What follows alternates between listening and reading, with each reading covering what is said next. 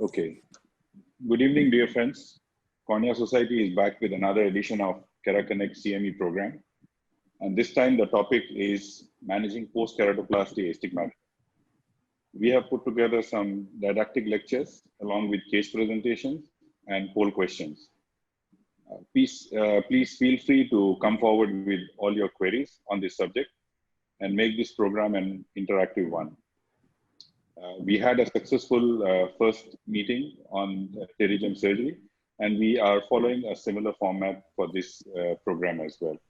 Without further ado, I call upon Dr. Praveen Krishna to start this session with his presentation on intraoperative considerations to reduce post-keratoplasty astigmatism. Dr. Praveen. Thanks, Dr. Fogla, and welcome to everyone, and thanks for joining us today evening. What I will be talking to you about in the next 8 to 9 minutes or so is the factors that typically affect astigmatism after you do a corneal transplant. I'm going to cover some of the intraoperative factors, how sutures will determine your astigmatism, and also the importance of looking at the graft-host junction and how that is influenced by what you do during surgery. So to start off, this is the preoperative picture of a patient who had macular dystrophy. And this is the same patient about a year after surgery. And just to set the agenda, the vision of this patient with glasses was 20/20. And his refraction was minus 0.75 sphere and minus 0.75 cylinder. So the idea here is the fact that not all patients will end up with such fantastic outcomes from the point of view of refraction. So what are the differentiating factors that actually will determine which patients will get outcomes that have such regular astigmatism as well as such a nice topography that you would almost think that this patient did not have a corneal transplant surgery? Well, there are several factors, and these can be divided into surgical factors, patient-related factors, and post-operative factors. I'm going to cover only the surgical factors at this point of time because we're going to be looking at what you can do during surgery to reduce the astigmatism. Here is another patient. This patient is 2 months post-op after corneal transplant surgery. And again, you'll see that the vision in this patient's eye after 2 months is 20/25 with a relatively low cylinder of -3 at 10 degrees. And this is again something that is desirable from the point of view of being able to prescribe glasses for this patient. Now, another patient who is approximately 5 months post-op, you see a refractive error of +6 and -1.5, and the patient is only improving to 20/60. Both these patients have clear grafts. Both these patients seem that the donor cornea is doing really well. And both these patients actually seem that the surgery, just like a retinal surgery, where a surgeon would say, retina is attached but the patient can't see. So what is the difference between the transplant in the patient on the right side and the one on the left side? If you can look at the differences, there are 3 major differences. One, if you look at the center of the pupil and the distance from the center of the pupil to the graft-host junction, or the centration of the graft on the center of the pupil or the visual axis. And the second patient, you'll see that the centration is not as good as in the first patient. So the 3 differences that you will note is the centration is much better in the patient on the left side. The suture length, the sutures are shorter in the patient on the left side as compared to the one on the right side. And the distance of the suture from the visual axis, which we'll talk about a little later, is further away in the patient on the left side as compared to the one on the right side. So most importantly, we're going to be talking about centration. And here for a minute, let's not think like refractive surgeons, and let's not think about the visual axis and the pupillary axis. So for all practical purposes, we will use the visual axis and the pupillary axis relatively interchangeably in corneal transplant surgery. And so it's really important, whatever method you use to mark the center of the cornea, to do this before you actually trephinate. This is a simple method that I use to just mark the center of the pupil and then mark the center of the cornea by dividing the cornea into 2 halves. So I'm trying to center my transplant in the middle of the center of the limbus and the center of the pupil. And so when you trephinate, after centering on the cornea, you'll see that your trephination is usually very predictable and is usually centered on the pupillary bar visual axis. Now, this becomes very important because if you have good centration, your visual acuity will be the most predictable. If you look at this patient again, you'll see that this centration is not very good. The pupil actually is displaced towards your right side of the image. And if you do a topography for this patient and you center the topography on the cornea, the other issue is determining post-keratoplasty astigmatism in patients like this will be not only your graft, but also your graft-host junction.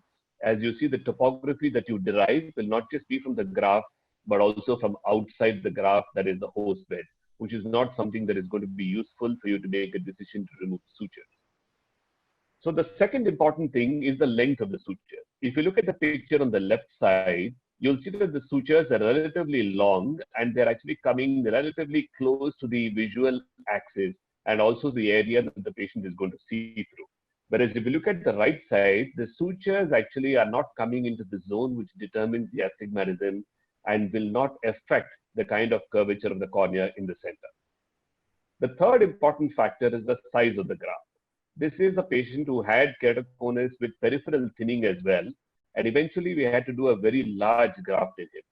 Now, I'm not saying you should do a large graft in all patients, but this is the patient 1 month post-op after transplant surgery. And this is 1 week post-op, and you'll see that his visual acuity in the right eye is 20/40 unaided, with pinhole is going to 20/25. And this actually is because his graft size is much larger than traditional grafts. This is the same patient 12 months post-op, and you'll see that his vision in the right eye is 20/20 with almost no cylinder.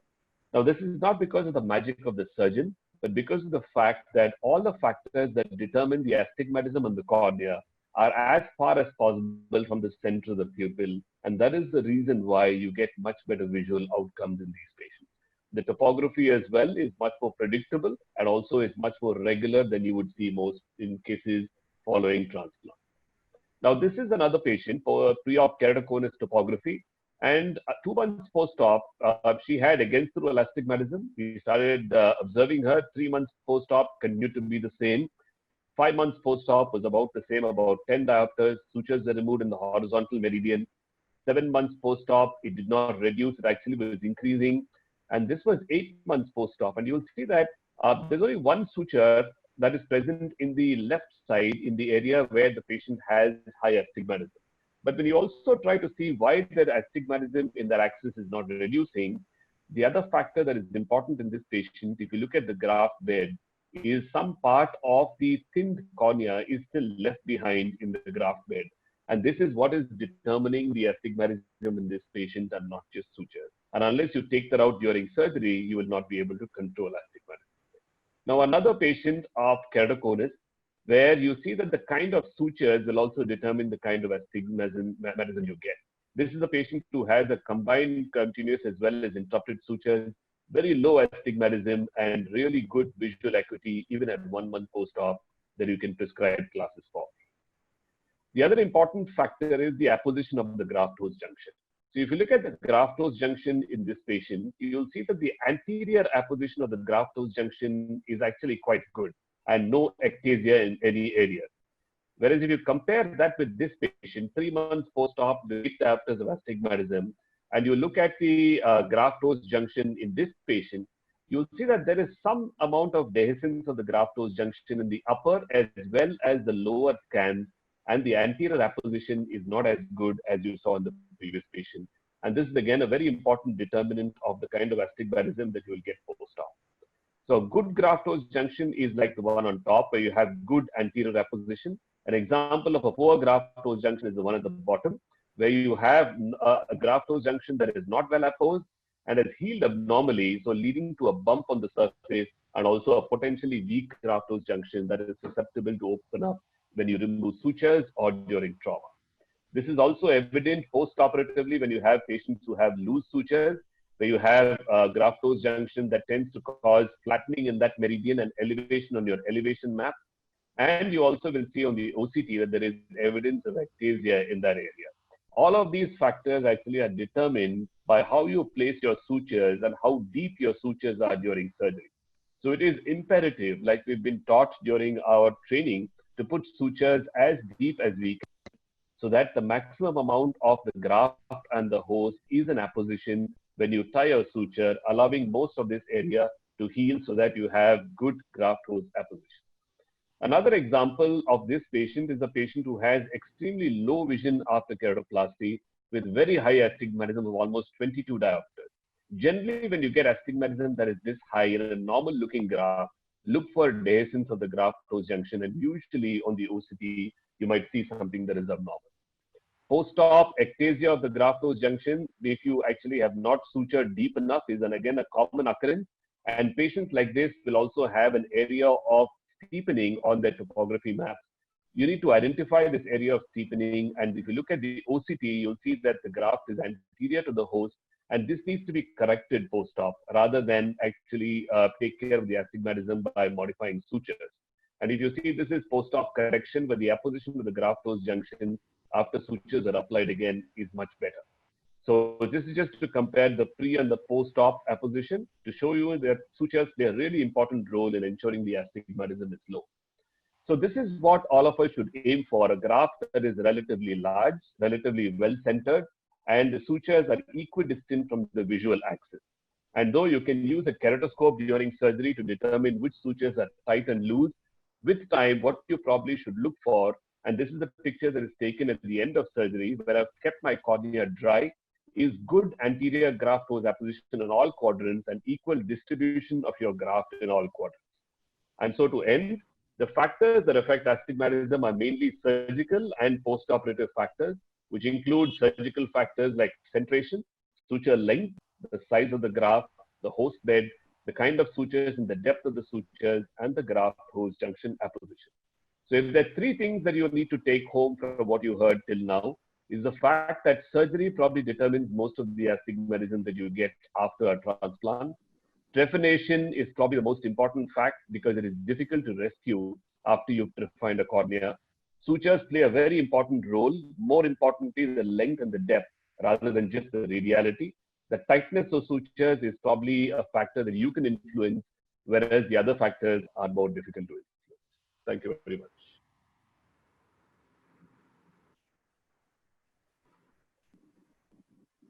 So we have a poll question coming up after that to just get feedback on what kind of suturing technique you use and what kind of suturing technique is the most predictable from the point of view of the outcomes that you have. So let's launch the poll. So if you have your computers or your phones connected, please choose one of the following 5 choices. The interrupted 16 sutures, 12 sutures, interrupted plus continuous, continuous or double running continuous suture. Can we launch the poll, please? Launch, doctor. So take about 30 seconds or so for you to look at those choices and then pick one. And then we have about 100 participants online on Zoom. And then we could look at a percentage-wise distribution on who likes what kind of suturing technique. So another 5 seconds to go.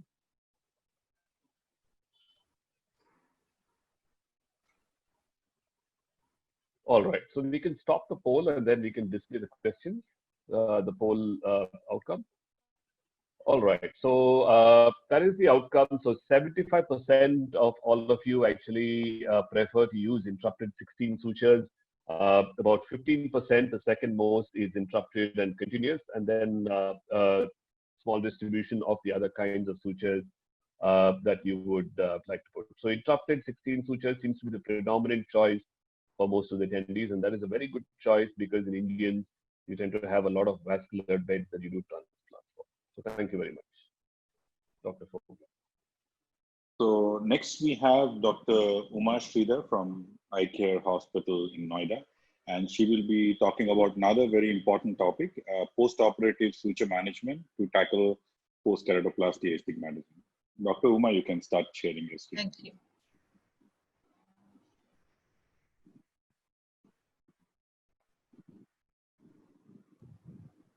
Is my screen seen? Yes, we can see your screen. You can, yeah.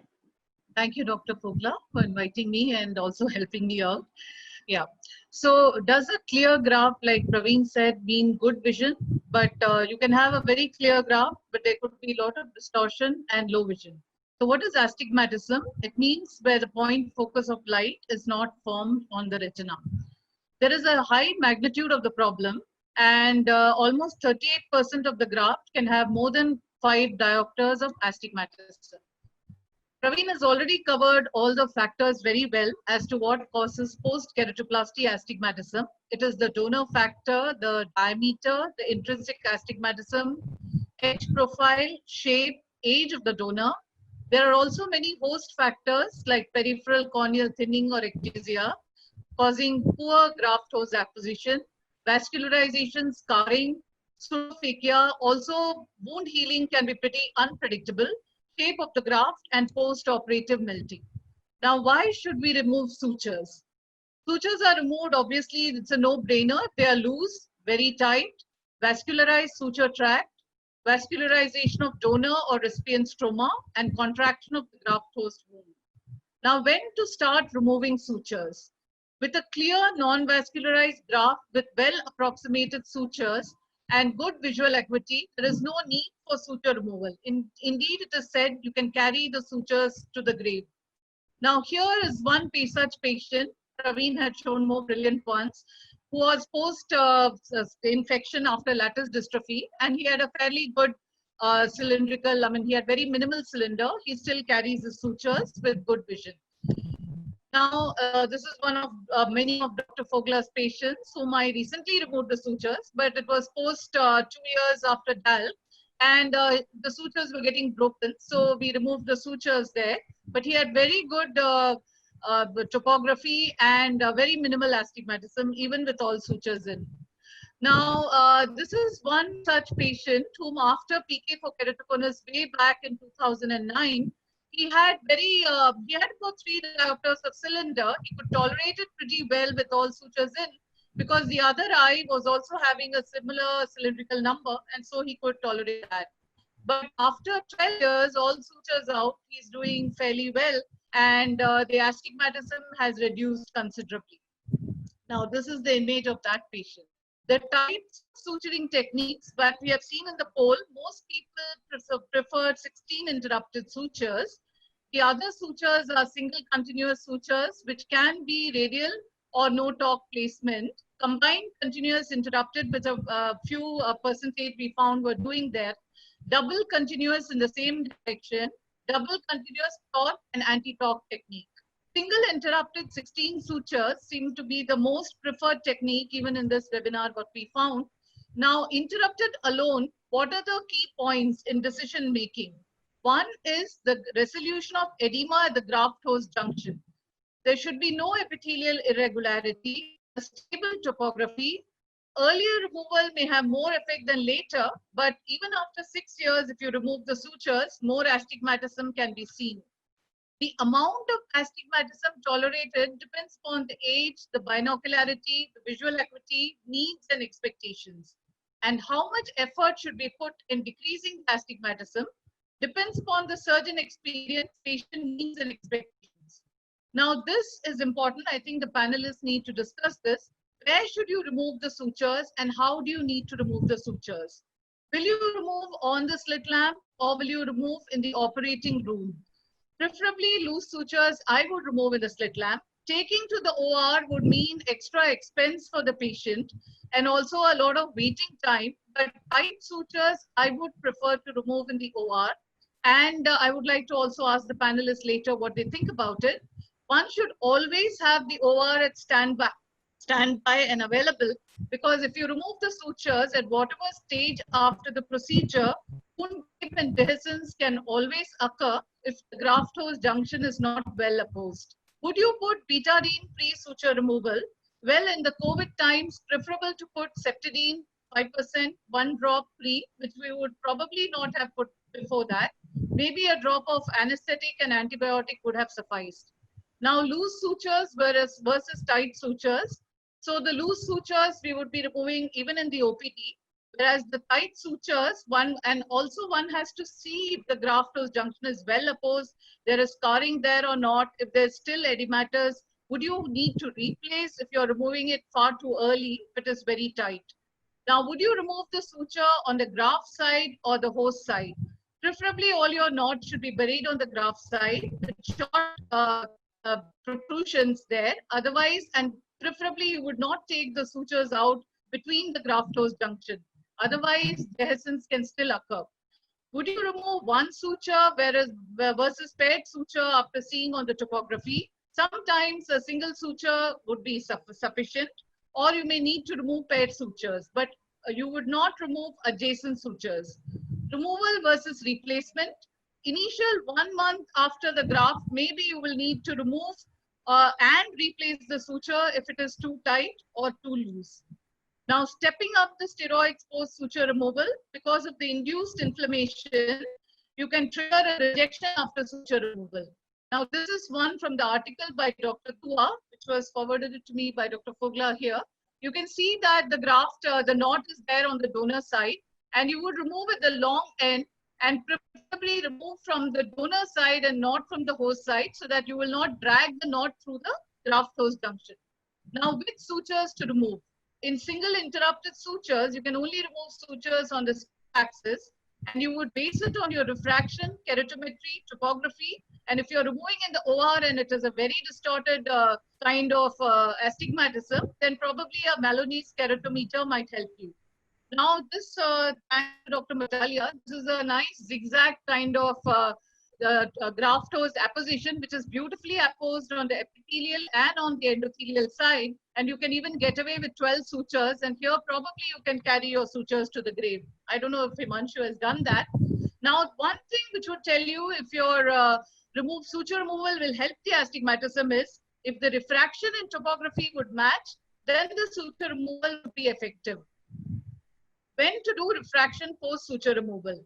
In fact, immediately after suture removal itself, you may find a lot of change in the refraction, but you would prefer to wait for a week to 10 days before giving spectacles to the patient, because that would turn out to be very costly if you gave it immediately and it changed.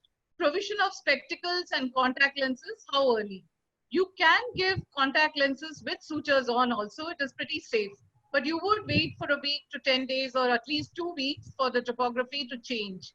Now, in case of significant residual astigmatism, when would you remove the next suture? Probably here also one would go case-wise. You may have to wait a month or 2 before removing the next suture. Should you remove the adjacent suture in the next visit? Again, depends on, Praveen has shown numerous instances by ASOCT. And also you can look at the graft-host junction clinically. How quickly does the topography change? Here there is one very distorted kind of topography with high astigmatism. And you can see there is a very high cylinder here. Within a month or 2, you can see it becomes very bad, but the astigmatism is less, but the OPSCAN doesn't seem to have captured it all that well. Now, timing of suture removal. Some caveats you cannot generalize, but there are some caveats that interrupted, like we said, interrupted sutures you would start removing. Most people prefer starting after 3 months, but preferably after 6 months. Interrupted with running sutures, you can remove the cardinal sutures around 4 to 6 weeks. Single continuous sutures may be left in place for 7 to 12 months. 10-0 with 11-0 double running sutures, you may remove the 10-0 sutures and leave the 11-0 sutures, but you can also leave both if there is good. If scar formation, either can be removed at 6 to 12 months. In pediatric keratoplasty, it would mean faster healing, earlier removal.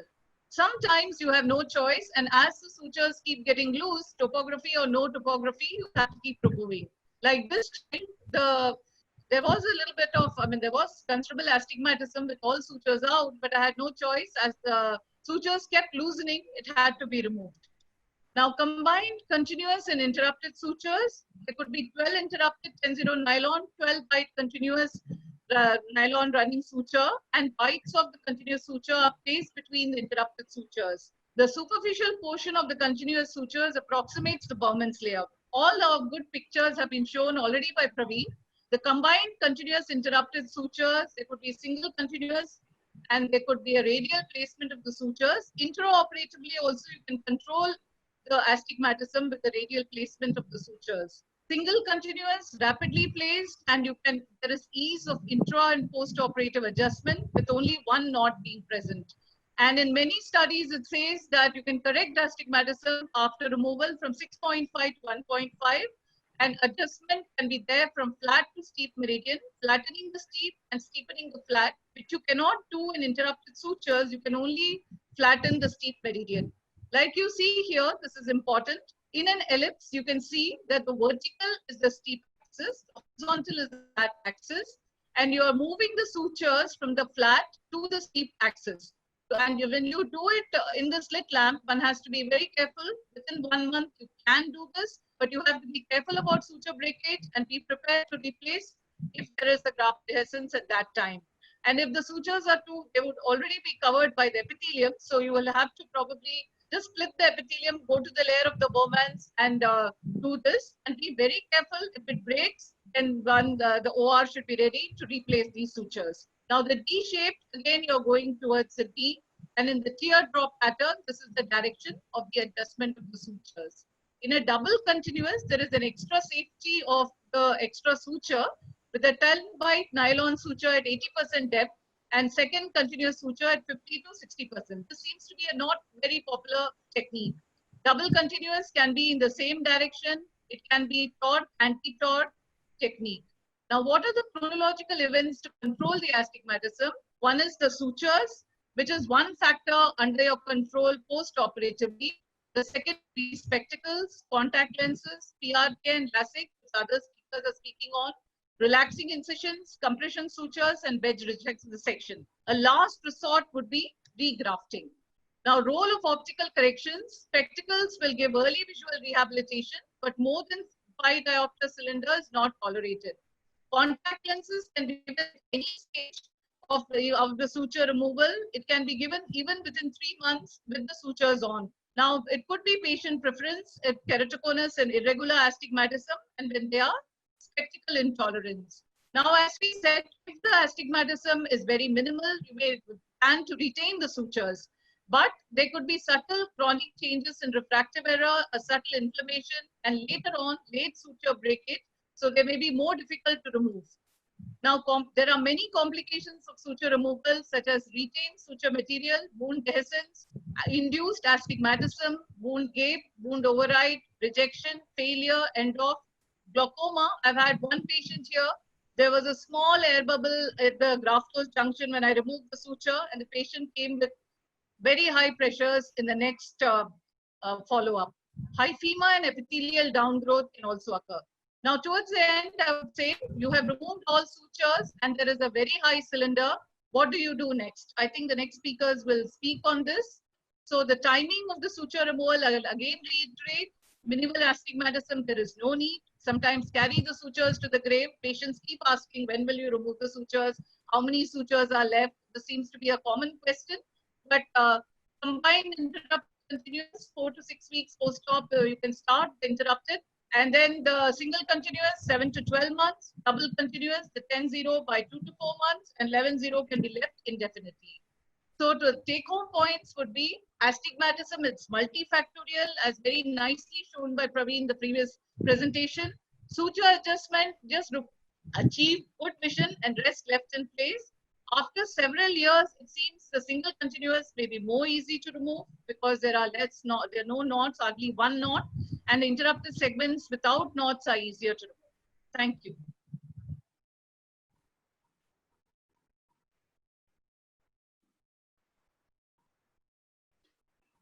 Thank you, Dr. Uma. I think what we will do is we will quickly go over 2 poll questions and then we'll have the 2 case presentations. And we have the question. So the question is, what would be the earliest time you would begin suture removal? 1 month, 6 months, 12 months?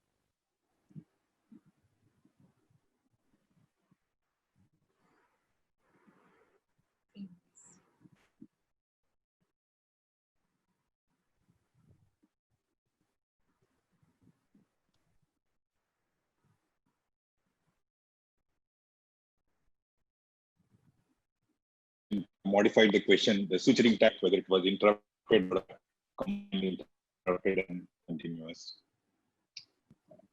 Once we are done with the first poll question, we can have the second poll question, then we can look at both the results.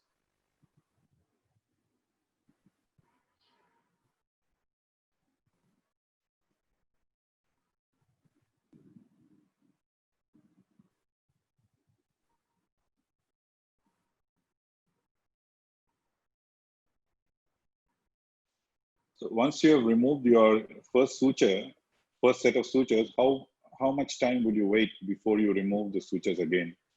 Would you do that immediately? You would wait few weeks or months?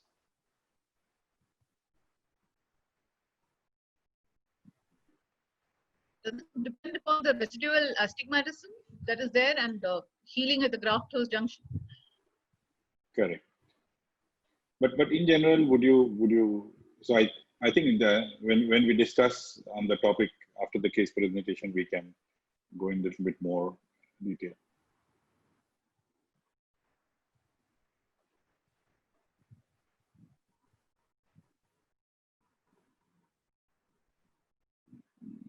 Can we have the results for the first poll by the time we look at the second one?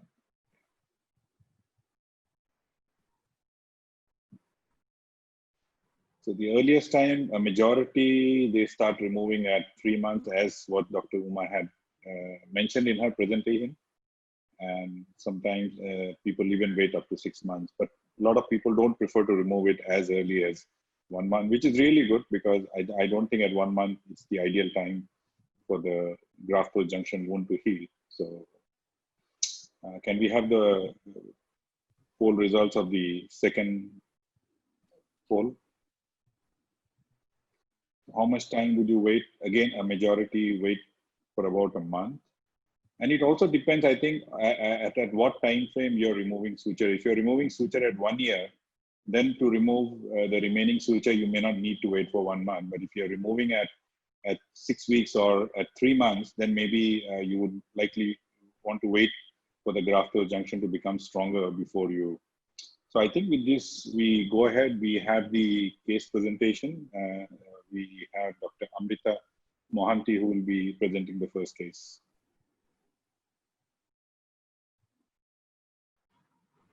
Yeah, am I audible? Yes. Yeah, good evening, everyone. So in continuation with Dr. Uma's vivid description on suturing technique, adjustment, and removal, I'll be taking you through some real-life practical scenarios which has been managed in our institute. Next. All of them had 16 interrupted sutures, which is the most commonly practiced by all of us.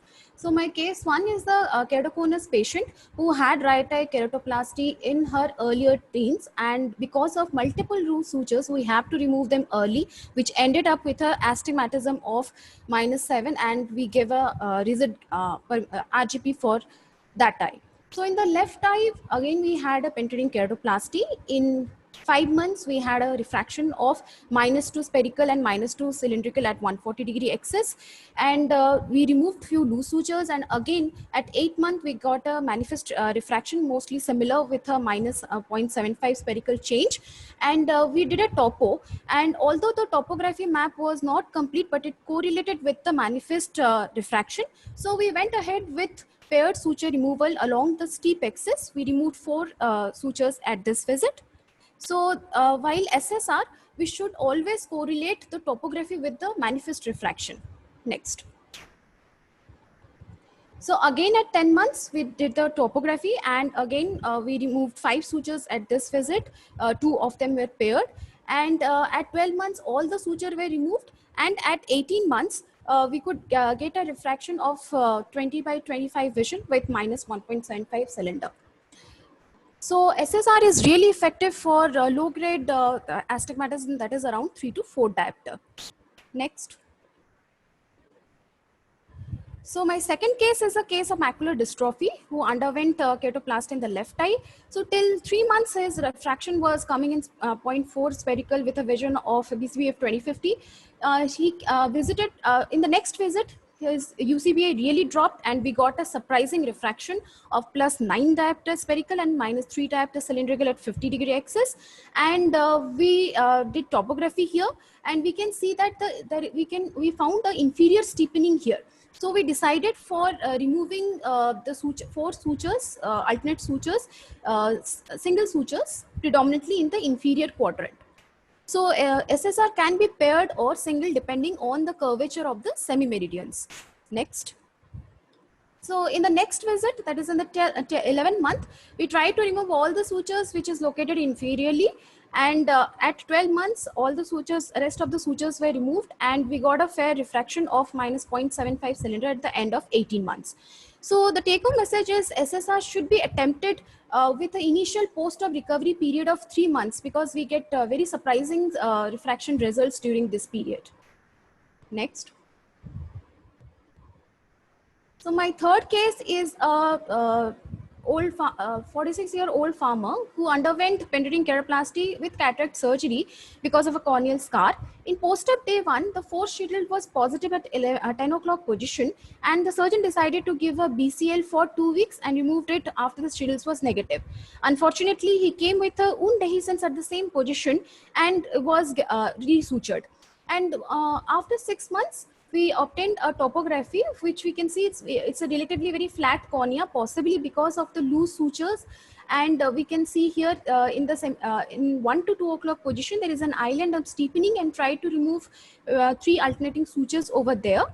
We can see that the astigmatism is not that very high. Next. So again, at 8 months, we followed the same protocol, remove 4 sutures in the steeper meridian, but in the topography, we can very well see that it is not a regular astigmatism, although the amplitude was not that high, that is only -3, but the BCBA was 20/50. So the take-home message here is, although the wound leak must be addressed as soon as possible, because late resuturing can lead to irregular astigmatism. Irregular astigmatism sometimes may not be of very high amplitude, but it will be causing much visual distortion, and the patient may not be like happy with the spectacle and might need other modalities like RGP. Next. So SSR is a very age-old technique, and we can get very good results with it if we follow certain norms. Apart from the intraoperative process, precautions, that complete removal should be done around 12 to 18 months, because beyond it, its effect may not be that much. It can possibly correct around 3 to 4 diopter of astigmatism. Refraction should always be correlated with topography in case of doubt, because manifest refraction should be given priority.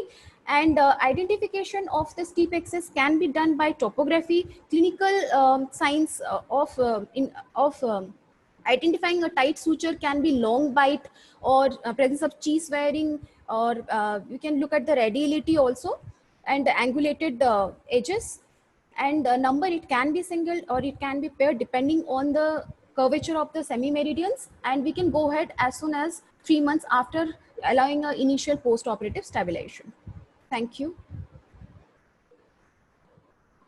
Thank you, Dr. Amrita Mohanty. We'll actually go ahead with our second case presentation, and then we'll take feedback from our experienced panelists who have managed post-PK astigmatism for several years. So next, Dr. Jaya Gupta is going to talk to us about managing post-PK astigmatism, and following this, we'll have a short panel discussion. So, am I audible? Am I audible? Yes, you are. Go ahead. Please go ahead. So, good evening, everyone. I'll be sharing my case of keratoconus in a 12-year-old male. Next slide, please. Having central dense scar in the right eye, unaided vision was counting finger 1 meter, with the pre-op keratometric values being 63/71 and the thinnest pachymetry of 201 microns. Next slide. The fellow eye underwent cross-linking. Next. 2 years back. Next. Next. Next. Having stable topography and a stable refraction. Next, please. Yes.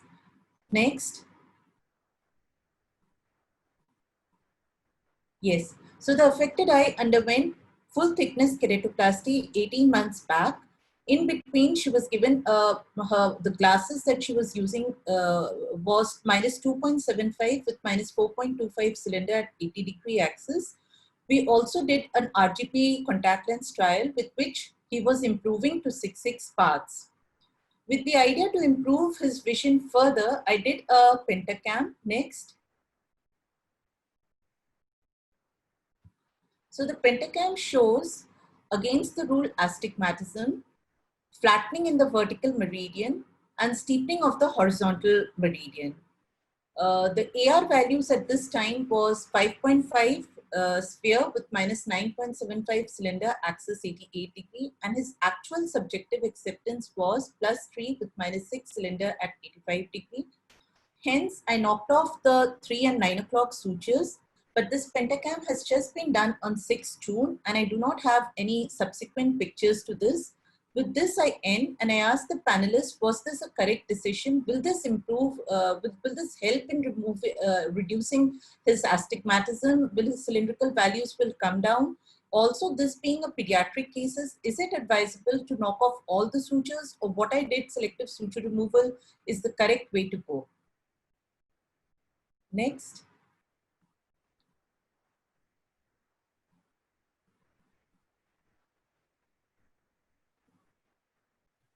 Do you have a few more slides to go, Dr. Jia? No. Okay, left it go. Perfect. So thanks for the nice presentations, the nice case discussions. We'll probably stop here for a while and ask our panelists if, like Dr. Srinivas Rao, would you have anything else to add from the point of view of intraoperative factors that would affect astigmatism? I think, like you mentioned, it's the centration is important. The trephination is probably the most important. I mean, using good quality trefines and getting nicely vertical walls is very, very important. Sometimes when you punch, if you're using a Teflon block that's been reused multiple times, you get those scars from the previous refined marks, and then you end up with an oval graft.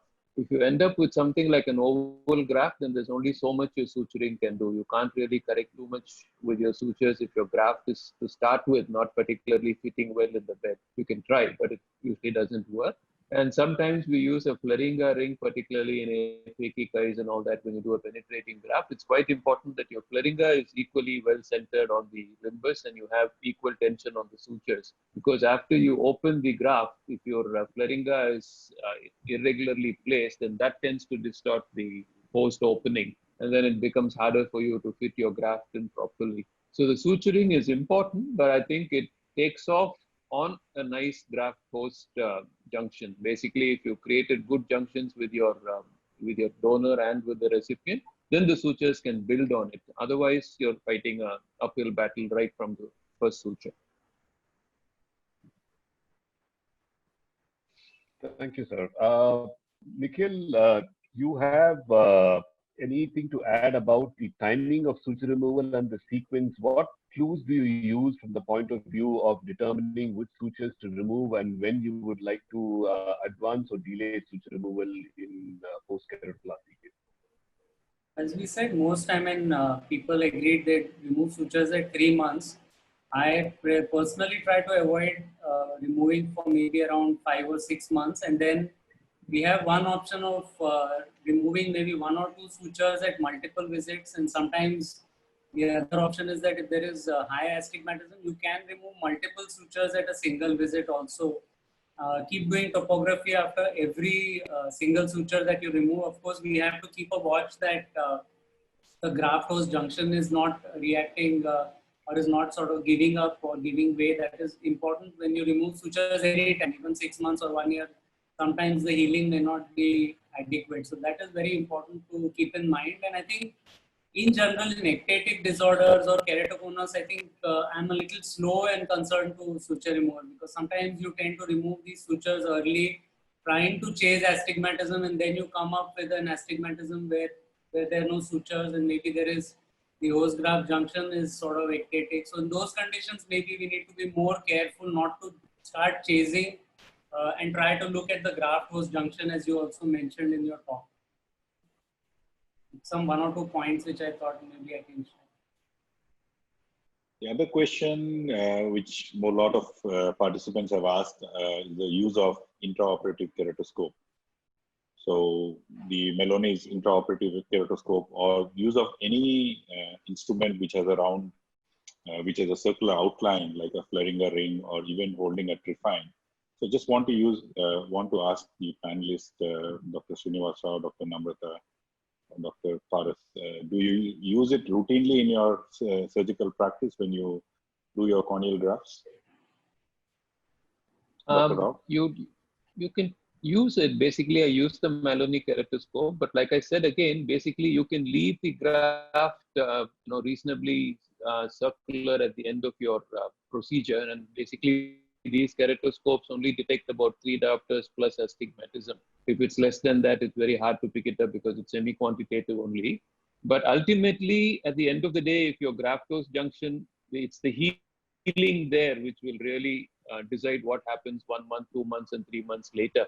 And therefore, even all this talk about suture removal, we have to be convinced that it's the suture that is producing the topographic pattern that you see. If you've fitted a slightly oversized graft or an oval graft in a bed, then that will induce its own astigmatism. So that is the reason why sometimes when you do suture removal, you get an excellent outcome, like some of the examples Praveen showed. And in other cases, you're very surprised. You remove the suture in the so-called steep meridian, nothing really happens. So it's not the suture there, it's the fitting of the graft into the bed itself. But I think there's nothing wrong in using it and trying to leave the astigmatism as low as possible at the end of surgery. And again, I am a fan of continuous sutures. I have not used interrupted sutures in a graft in a very long time, unless it's a very large graft or if it's a therapeutic where the wound is not particularly well. My reasons for using the continuous are that it's a lot faster. And in my hands, when I use interrupteds, every time I take a bite, if you lose the anterior chamber, then I think you end up putting sutures with different configurations of the anterior chamber. So if I do interrupteds, I try and use 4 sutures quickly in, and then I put in an air bubble rather than using saline or visco, because the tension of the air keeps the graft curvature a little better. And then I try and take multiple bites without losing the air, and then I tie them. So with interrupteds, I'd like to tie the sutures when the graft is in a particular configuration. If I take 1 bite, tie it, and then I take the next one, and each time I keep losing the chamber and I keep putting in different quantities of saline or air to form it up again, I suspect that itself will cause problems for me. With a continuous, even though it's technically a slightly more challenging procedure because one wrong bite will compromise your entire suture.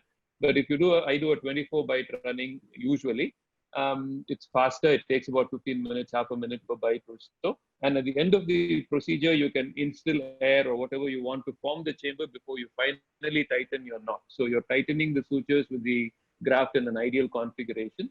And you can start adjusting the suture even as early as 1 month if you find your astigmatism is not good. So I find a lot of advantages to the continuous technique as opposed to the interrupted, but then that's just a personal approach. So I think, Rajesh, I would just like to, Please. Srinivas Rao once likes continuous, I like interrupted more than continuous, and that's what we've been doing. And one thing is there, I agree completely with Nikhil that for ectatic disorders, you should, not take out the sutures very quickly, because there is every chance that you will induce some amount of ectasia there. And even after several of the years, we all have seen as cornea surgeons that from the peripheral part of the cornea, the ectasia starts to appear after you've done a graft for a case of corneal ectasia. So I think that is something that we all need to look at, especially you're following up these cases for a prolonged period of time in longer follow-ups. And I had as one far as question for Praveen. we already have I think most of the microscopes now do have that keratoscope ring there, and at the end it is useful to just try to see it, but it doesn't pick up very low rates of astigmatism. Can I ask Praveen a question? Praveen, you showed some techniques where you use both the interrupted and the continuous in the same sitting in the patient. Yes, that's probably a 12 bite interrupted and a 12 bite continuous. Is the continuous that you use there any different from the continuous that you use otherwise in terms of the radiality of the bites and so on? So this was an 8-bite interrupted and a 16-bite continuous, the one that I showed. The reason why I put that is when I'm doing a torque suture to actually keep the graft in place so that the graft doesn't have rotational instability. And also post-operatively, if I find that the astigmatism is high in a particular area, I try to remove the interrupted early in the post-op course so that there is early reduction in the astigmatism. That's why I like to do a combined. Yeah, same here. Even I prefer to do a 8-bite interrupted and a 16 continuous. But the continuous that I do like a no torque. That means instead of taking radial, I take it at 60 degrees. So and then when I tighten my suture, I don't get my interrupted sutures getting, losing their radiality because the graft kind of sometimes shifts a little. Other thing that I wanted to ask Praveen was that you mentioned that when you do your trephination, you center it on the cornea, but often the pupil is not exactly bang in the center. So the temptation is when you try to put in your graft, you try to keep the pupil in the center and then you trefine. And that's when your graft can become a little eccentric. Or if you keep your graft perfectly in the center of the cornea and the pupil is not exactly bang in the center, then post-operatively the pupil appears a little displaced. So what is your take on that? I think I should have clarified because cases of keratoconus where I showed that video, you do tend to have quite a bit of parallax when you try to look at the pupil through your cornea. And so that is where I like to use the limbus more as a guide and increase the size of the graft so that the disparity between centering of the pupil and the limbus is reduced to a certain extent. If you're not operating on somebody who has ectasia and you don't have too much parallax, then you can probably center on the pupil and get away with using a slightly smaller size graft so that your suture ends are still as far away from the visual axis as possible. Do you think that the intraoperative pressure makes a difference when you're suturing? Like if you're suturing in a very soft eye versus keeping an optimal IOP and then placing your suture? Because if you are suturing with the eye very soft, you can end up placing your sutures very tight and post-operatively have a very flat. One of the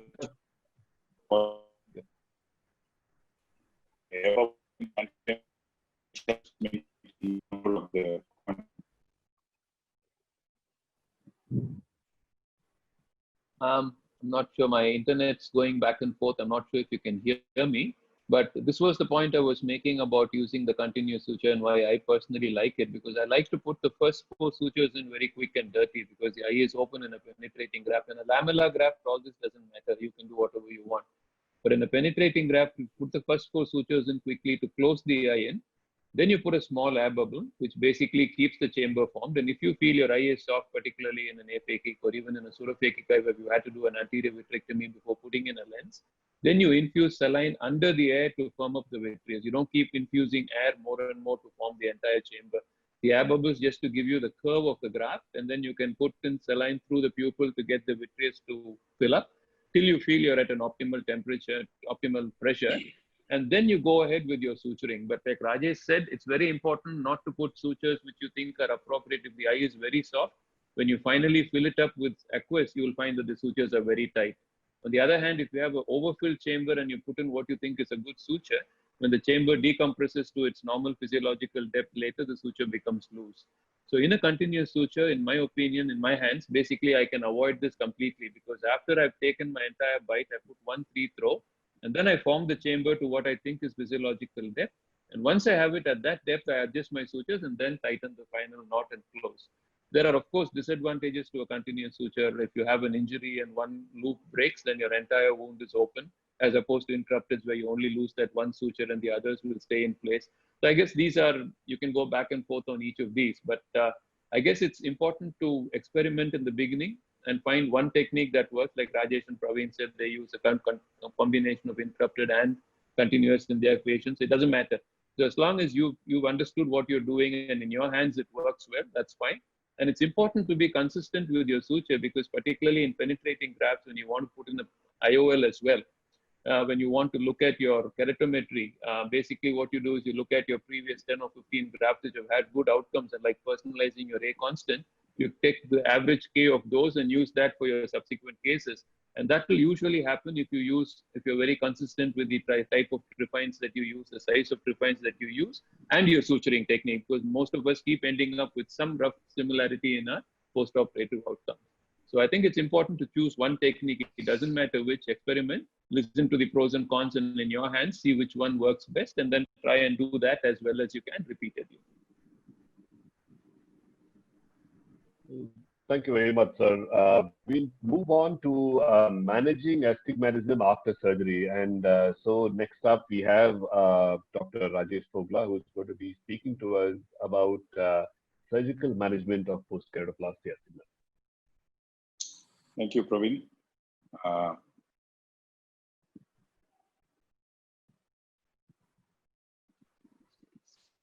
So we already heard from the previous speakers that the goal of keratoplasty is not just to have a clear graph, but to restore functional vision.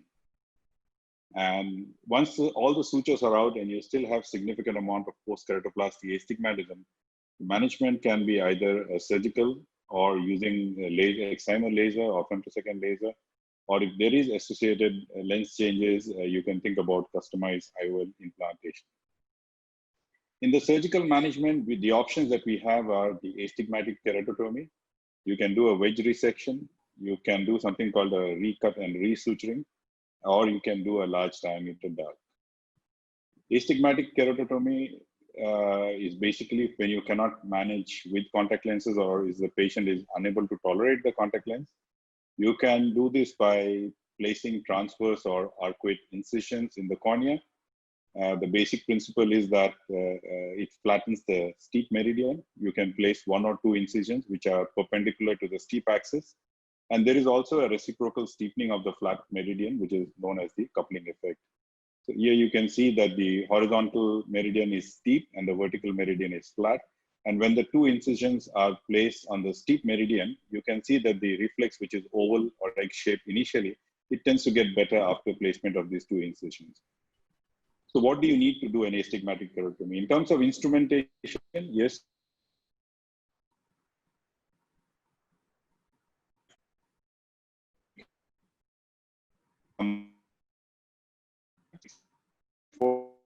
Which I need to have access marker, corneal 8 millimeter larger. So using a 7 or 6.5 millimeter trifine just to help in the marking process is useful.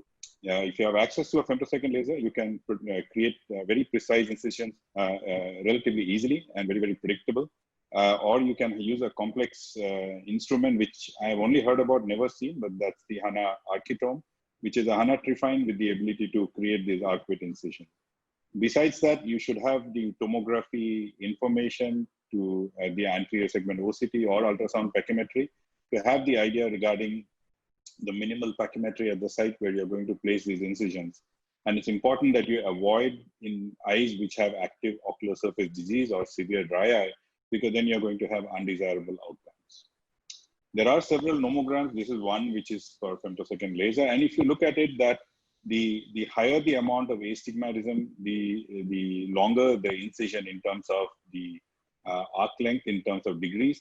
The incision depth is usually 85 to 90%. And if you look at it, the zone diameter is between 7.25 to 6.5. And the higher you want to correct, the closer you have to go to the visual axis. And there are some adjustments for age as well, depending on the corneal biomechanics.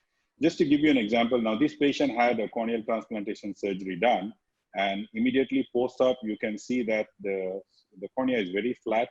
The graft-verse junction is depicted in the blue color. He had about 26 diopters of astigmatism. And once all the sutures were removed, he still had about fairly regular astigmatism, but almost about 12 diopters, and which was high to do a laser refractive surgery. So we decided to do a astigmatic keratotomy. And if you look at it, the blue line represents the graft-verse junction, and the smaller circle is the pupil. And if you were to use intraoperative keratoscope, you would see an oval reflex like that. The shorter axis is for the steep meridian, and the longer is for the flat meridian. So you can place two paired incisions about 50 to 70 degrees on either axis. You don't like to put it on the graft post junction itself, usually 0.5 millimeter internal to that. So my preference is basically using a 7 millimeter trephine to mark, so or a 6.5 millimeter trephine to mark, and then we can place these incisions. And after placement of the first incision, you can see that the reflex has become less oval, and you can accentuate this effect by placing these compression sutures on the flat meridian, which makes the flat meridian a little steeper and the disparity reduces. And then you find that now the reflex looks much more circular. So this is after we did the astigmatic keratotomy and placed the sutures, this cylindrical error, it came down to about 5.5 diopter. And then we were able to prescribe spectacles for this patient. Now looking at using the femtosecond laser. So this is a patient post-DALK who had significant amount of astigmatism. So the primary diagnosis was keratoconus. So we applied the femtosecond laser to place these paired incisions. You can see that that's placed on the steep axis. And once the incisions have been made, you can use a Sinskey hook and go and open up these incisions. Now, when you use a femtosecond laser, you have to leave at least an 80 to 100 microns of safety margin to avoid perforation. So we find that the depth of incisions usually in the range of about 80-85% and not 90-95% as desired.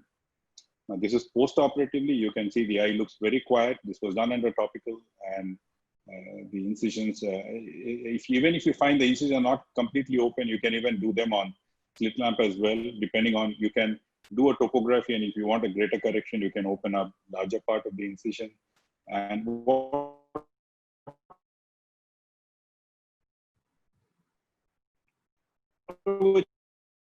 changes you see on day one, like here, it reduces almost 10 diopters to 7 diopters, or till you have a stable topography. Now, this is just two images. The first one shows you a manual incision that's been made. The second one is the femtosecond laser. So the advantage of astigmatic keratotomy is that it spares the visual axis, provides a rapid visual rehabilitation.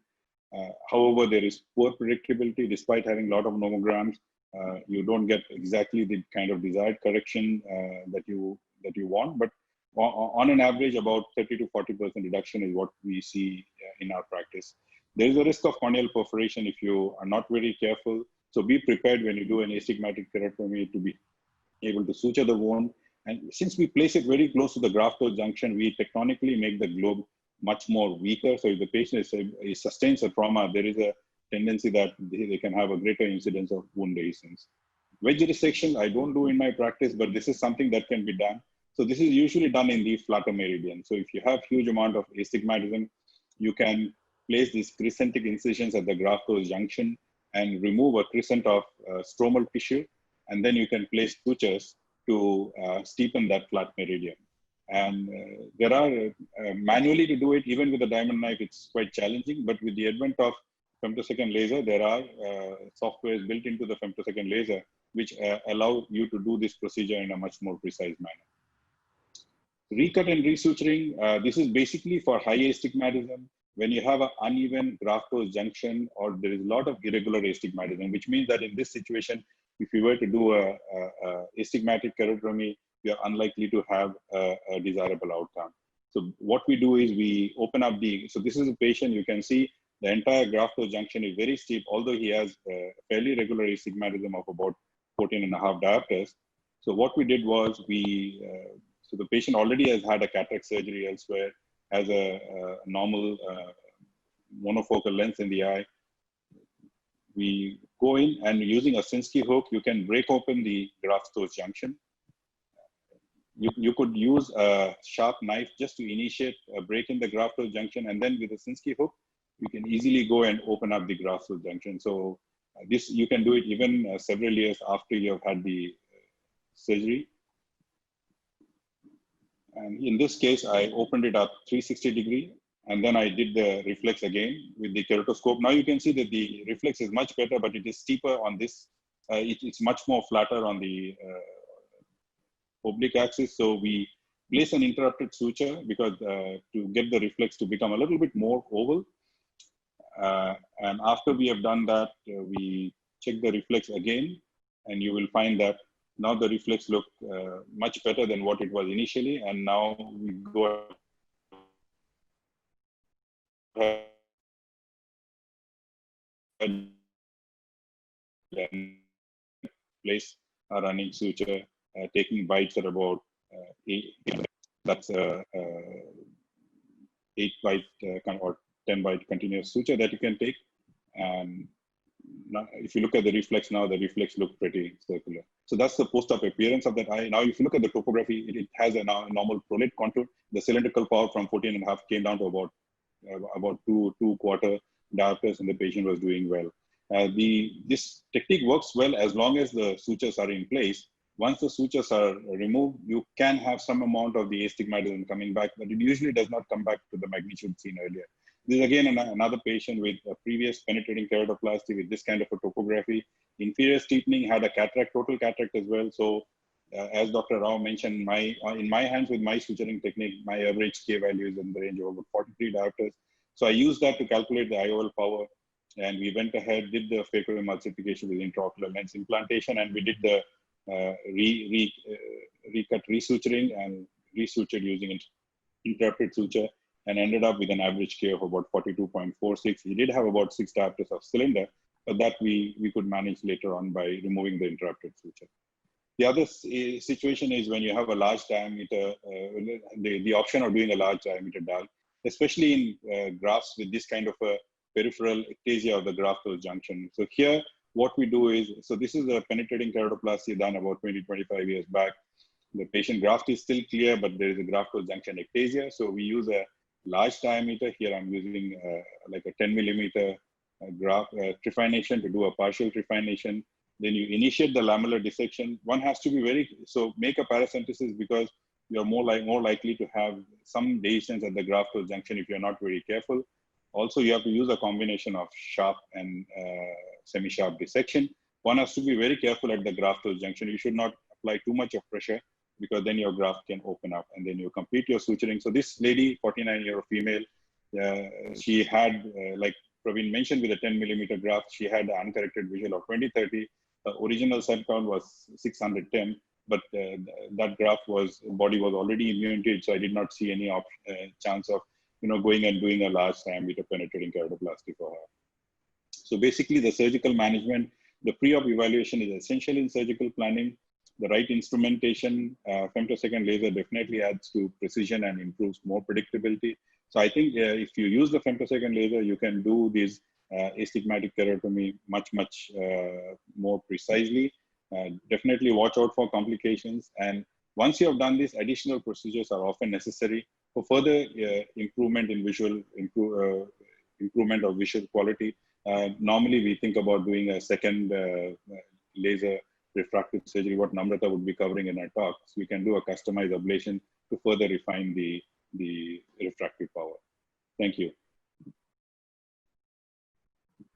Thank you so much, Dr. Fogla. A lot of questions I'm sure that the attendees would have. So please keep your questions coming in the chat. We will have a panel discussion at the end of this second half as well, because we have more exciting talks coming up.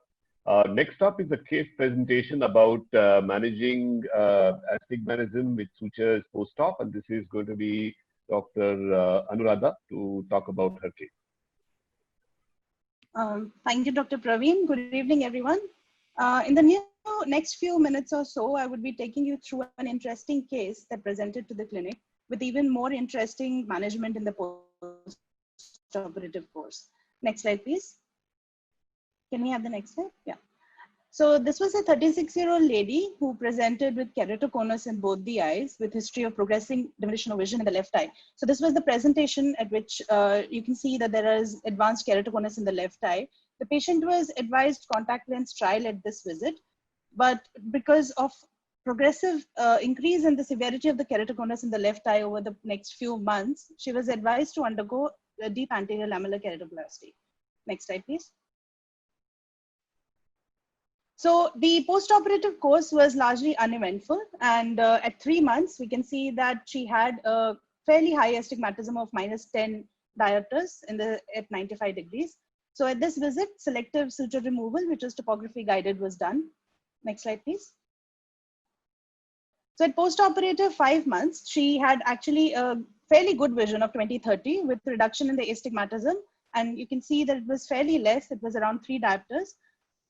Next slide, please. Next slide, please. At 8 months post-operatively, once the interrupted sutures were removed, she had a best corrected visual acuity of 20/20 with low astigmatism of -3 diopters. Although on the topography scan, it showed a high astigmatism of -10 diopters. At this visit, she was doing pretty okay, but on the slit lamp examination, where it was noted that, next slide. In slit lamp examination, I would like to draw your attention to the nasal part of the graft host junction, and particularly from 8 to 11 o'clock, when you can see, next slide, please, that there is loosening of sutures, especially from 7 to 11 o'clock. And on OCT, it was seen that, next slide, there was feature suggestive of ectasia of the graft host junction with poor wound healing. Next slide. So at the next 1 month follow-up, when she presented with the BCL that was placed on the previous visit, she had a cylinder of -4 diopters, but the ectasia was found to have worsened at this post-operative visit. Now, it was decided to take the patient up for wound resuturing. Next slide. So in the next few slides, I would be representing this in a schematic diagram where the figure on the left shows an early post-operative period cartoon representation in which there is good graft host apposition with the all sutures intact. At 8 months, once all but one of the interrupted suture was removed, there was loosening of sutures in the nasal quadrant from 7 to 11 o'clock. Next slide. So intraoperatively, what was done was from 7 and 11 o'clock, the sutures were released. A new 10-0 nylon suture was taken, and a running suture was taken from 11 o'clock to 7 o'clock, and the knots were buried on both ends. Next slide.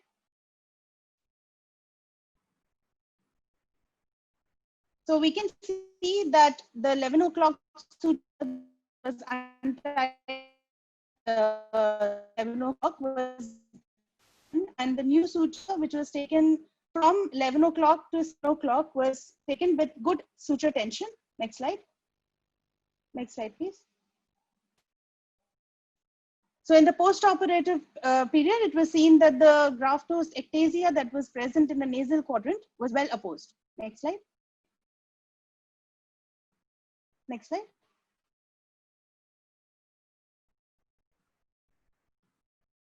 So this is a slit lamp picture which shows that the nasal quadrant ectasia, which was present preoperatively, is well resolved. And this was at 5 weeks post-op. Next slide. At 12 months post-operatively, the patient did pretty well with a very gratifying result with a best corrected visual acuity of 20/20. Next slide. With fairly low astigmatism of 2.25 diopters cylinder. Thank you.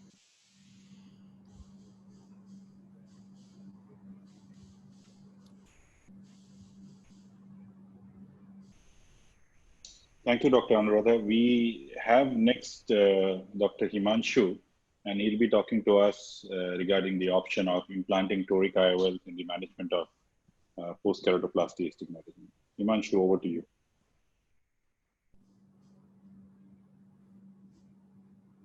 Thank you. Good evening, everybody. So when we talk about keratoplasty, we know that the cataract following keratoplasty is inevitable. It's going to happen. But interestingly, this should be taken as a blessing in disguise, because this is the time where it allows you for the visual rehabilitation, for the final visual rehabilitation, which helps you to take care of the spherical outcome, which could be unpredictable in graft, as well as the astigmatism in these cases. So a cataract is certainly a blessing for me in the keratoplasty.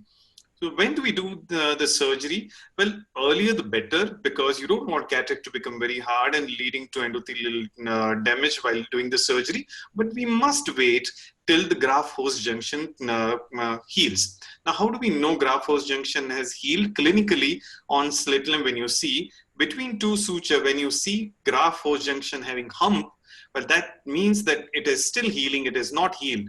But later on, when you see between two suture graft-host junction flattens down, well, that suggests that the graft-host junction has healed. In such kind of cases, you can take up. Interestingly, you can also use ASOCT for the same purpose, and which can also tell you the posterior position of the graft, which would be very important in such scenario. When we take up the case, there are certain pre-op examination which we must do, which includes vision, uncorrected as well as best corrected vision, a complete thorough anterior segment examination, and abrometry, if you have possibly in your hand, you can also do ASOCT. A topography is absolutely must, and specular microscopy would be definitely mandatory. When we take up these cases, there are certain factors which we must remember, that these grafts are vulnerable because of poor endothelium or the endothelial count, which would be falling day by day. We know from the literature that after a few years, where typically where you will get cataract, by then significant amount of endothelium would have lost. And not only that, the cataract surgery itself would lose a lot of amount of endothelial cell.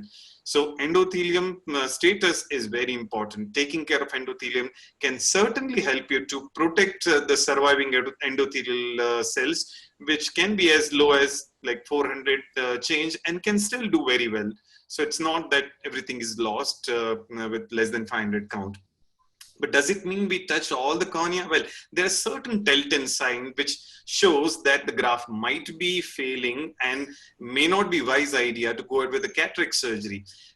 In literature, there are reports of something similar used for Fuchs endothelial dystrophy, where authors have described center to peripheral pachymetry ratio, and which tells you about how the graft is doing or how the cornea is doing. Now, if absolute value of pachymetry, if you take, if it is 600, well, that does not tell you anything.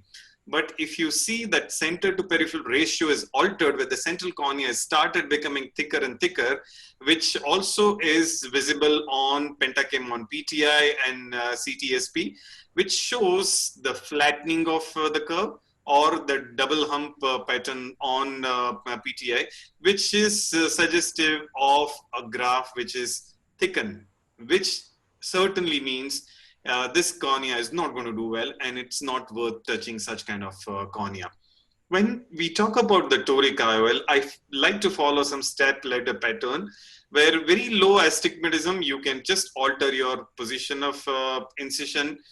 You can use small LRIs. However, please remember, any incisional surgeries in a post-graft scenario may not be very predictable, because now you have new limbus, which is your graft-host junction. Whenever the astigmatism is significantly high, you can think of a toric IOL. Now, when do you think of toric IOL in post-PK? With toric IOL, when you plan, you have to remember all the sutures must be out and the graft-host junction has to be properly healed. And remember that if at all later on, if graft fails, you must be able to do in such kind of case DSEC or DMAC. If the astigmatism is irregular, if suture out astigmatism is very low, wherein possibly you may not need a toric IOL. On the left side, if you can see a regular astigmatism, even if it's high, you certainly can do a toric IOL and it can be a good candidate, but an irregular astigmatism may not be the best candidate.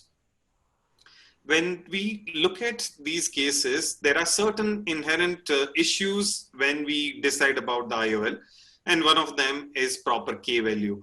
Now, K value calculation can be sometimes quite difficult, because in different zone of cornea, the K values may alter, and EKR plot, Holaday EKR display can certainly help you in looking at the K values at different zone, like 1 millimeter, 2 millimeter, 3 millimeter. unlike the cases of post-refractive surgery where we go somewhere 4.5 millimeter, here I would certainly pay more attention in the central zone and where my astigmatism is more predictable in terms of my visual outcome. And this is where I would look at my K values and look at the regularity of K values. The lens, any lens which works in your hand should be fine, but it has to be PMMA lens. And most of the lens calculators are now good enough to take care of the posterior astigmatism also. However, having said that, direct toric calculator certainly works very well. If the astigmatism is very high and which is not possible to take care with the routine lenses, which is like more than 6 diopter at the IOL plane, then the smart toric lenses or customized toric lens has to be done. Especially very high astigmatism or even high spherical power or extreme size of the eye warrants the use of smart toric or the customized toric lens. During the surgery, the toric IOL marking, the horizontal axis marking is important, and I prefer to do it on slit lamp in undilated condition where I put my thin slit passing through the center of the eye and through the center of pupil, and I put the scratch marks with my needle. Interesting part here to note is that we have to keep in mind possibility of head tilt here. So as you can see from the cartoon here, you must swing your slit on the other side, and if it is passing through the center of the pupil, that means there is no head tilt. But when you swing the slit on the other side, if it's below the pupil, that means the person's head needs to be tilted on the left side. If you swing it on the other side and if it passes above the pupil, that means person's head needs to be tilted on the left side. Now, these things would help you to take care of the head tilt also. The instrument wise, we know that they are simple instrument like excess mark or what we use for any regular toric IOL surgery, and these are the same thing which we have to use here. You certainly can use imaging system like Perion or Aura or anything, whatever you have, and can certainly work very well. There's some surgical precautions which I would like to describe here. The unnecessary installation of the eye drops, variable anesthesia for manipulation of the globe to improve viewing, higher-end microscope, dispersive viscoelastic over the epithelium, and to use endoilluminator to see what is not seen under the normal microscope light. During incisions, avoid injury to the graft-host junction. Incision could be clear corneal, useful for small to medium-sized graft, but has a tendency to leak and risk to the donor endothelium. However, scleral tunnel incision may be useful for the large graft and less likely to leak. But the glaucoma surgery could be difficult following these. Endothelial protection can be achieved by Ashinov's soft shell technique of injection of dispersive OVD followed by cohesive OVD. The cohesive OVD pushes the dispersive OVD onto the endothelium protect. Use of irrigating solution like BSS Plus can further add to its protection. In management of the capsule, one can use Trypan Blue for better visualization.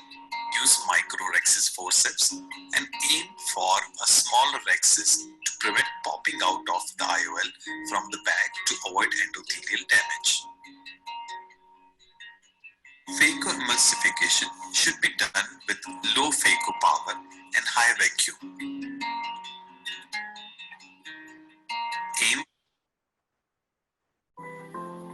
the taming of the skew. As I perfected my skills as a cataract surgeon over the years, there were certain situations that still bewildered me, and one of them was skews or high astigmatism. My journey started with a case of post-keratoplasty cataract. The right eye had already undergone cataract surgery with poor visual outcome. The left eye presented with a mature cataract and clear graph with an astigmatism of 16.5 diopter. The dilemma was what to do. The options were A. Limbal relaxing incisions, but it won't correct 16 diopter. B. Surface ablation, which should also not correct much. C. Regrafting. For a clear graft? Seriously? Finally, it hit me. The best option would be a toric IOL. The challenges in this case were very high astigmatism. And where would we find such a lens? Post PKP low endothelial count. What if the graft fails? What if the toric IOL rotates? For rotation of more than 15 degrees, there would be total loss of quality of the image. The answer is custom toric IOL. The procedure included pre-op horizontal axis marking done on slit lamp with an undilated pupil. Intraoperatively, IOL axis was marked. Care was taken to avoid any injury to the graft using the soft shell technique. Adequate size capsular axis was performed. Following careful phacoemulsification, toric IOL was inserted and rotated to the final axis. The customized IOL implanted had 20 diopter cylindrical power. The vision outcome was excellent. There was no damage to the endothelium, and the quality of vision measured on the abrometry showed remarkable improvement. But the question was, what did it mean to the patient? Let's see. On opening the patch on day 1, the patient was thrilled about his newfound vision. This, to me, was the real success.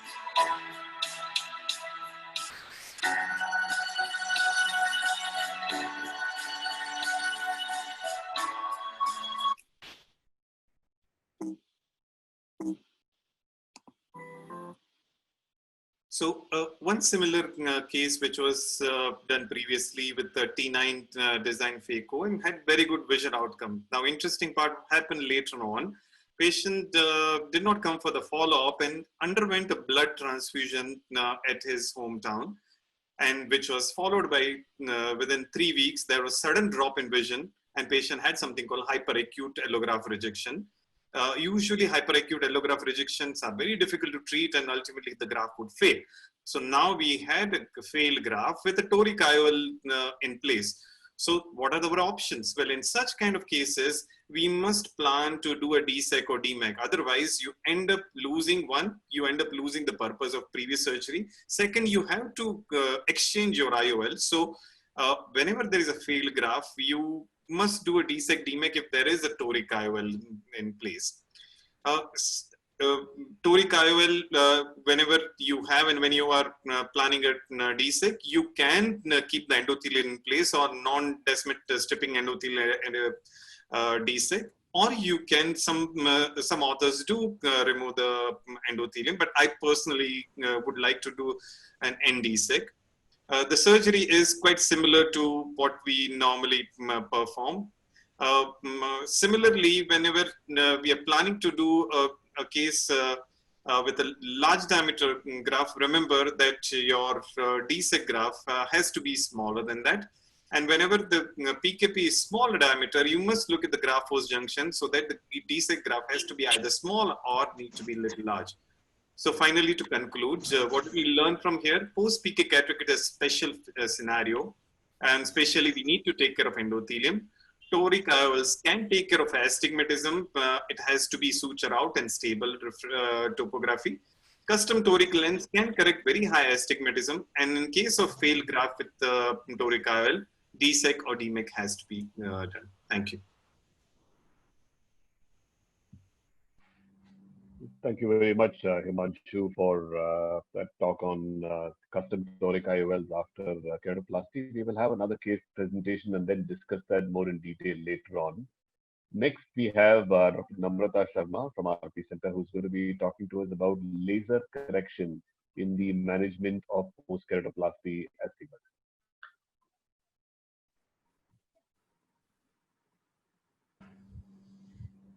Thank you, Praveen. I'm going to be talking about laser-assisted management of post-keratoplasty astigmatism, and I would like to thank Cornea Society of India and particularly Rajesh and Praveen for making me a part of this wonderful webinar. There are no financial or proprietary interests, and post-keratoplasty astigmatism is a problem, and it is often irregular and is associated with higher order aberrations. And amongst the various options that are available to treat astigmatism, laser refractive surgery is one of them, because you don't have to change the graft, especially if the astigmatism is very high and you don't want to do it. So I think the most important thing is that when you're planning a laser refractive surgery, the suture should be out, and it is preferably done after 1 year of doing a graft, especially if it is a post penetrating keratoplasty or a DALC procedure which has been done. And it may give unpredictable results in cases such as this, where eccentric trepanation is there or graft host ectasia is already there, and you wouldn't want to do laser refractive correction in these cases. Cases like this probably are better managed by laser assisted refractive surgeries. So contraindications would be early signs of graft rejection, any recurrent herpetic disease, or any other inflammatory condition. And you can do it by femtosecond laser. So you can do astigmatic keratotomies, which could be penetrating or could be intrastromal, or you can do it with the excimer laser.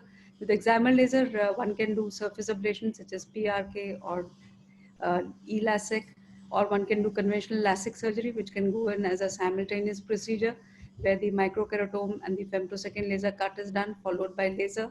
Or alternatively, sequential procedure can be done where in stage 1, a microkeratome cut or a femtosecond laser cut is made, and then in stage 2, 4 to 6 weeks later, you relift the flap and you do laser. Now, keratotomies have been done manually, and they can also be done with the help of the femtosecond laser. The ones which are done manually do correct up to 6 diopters, but they have low predictability and there may be high incidence of recurrence. And most of the keratotomy nomograms that we have are for virgin corneas and not for grafts. So this is one study by Dr. Alrave's group, which looked at, which was a multicentric trial, and which actually developed a nomogram for femtosecond laser astigmatic keratotomy for astigmatism after keratoplasty, which is pretty much as is shown here. And femtosecond laser arcuate keratotomy, one needs to use nomograms or anterior segment OCT. And another factor is a very complicated factor, and that is of consideration of posterior cornea and corneal biomechanics. And all these features need to be looked at before one plans them. Then there can be problems with the femtosecond assisted astigmatic laser assisted astigmatic keratotomy, which could be overcorrection, visual loss. Sometimes you can have microperfs.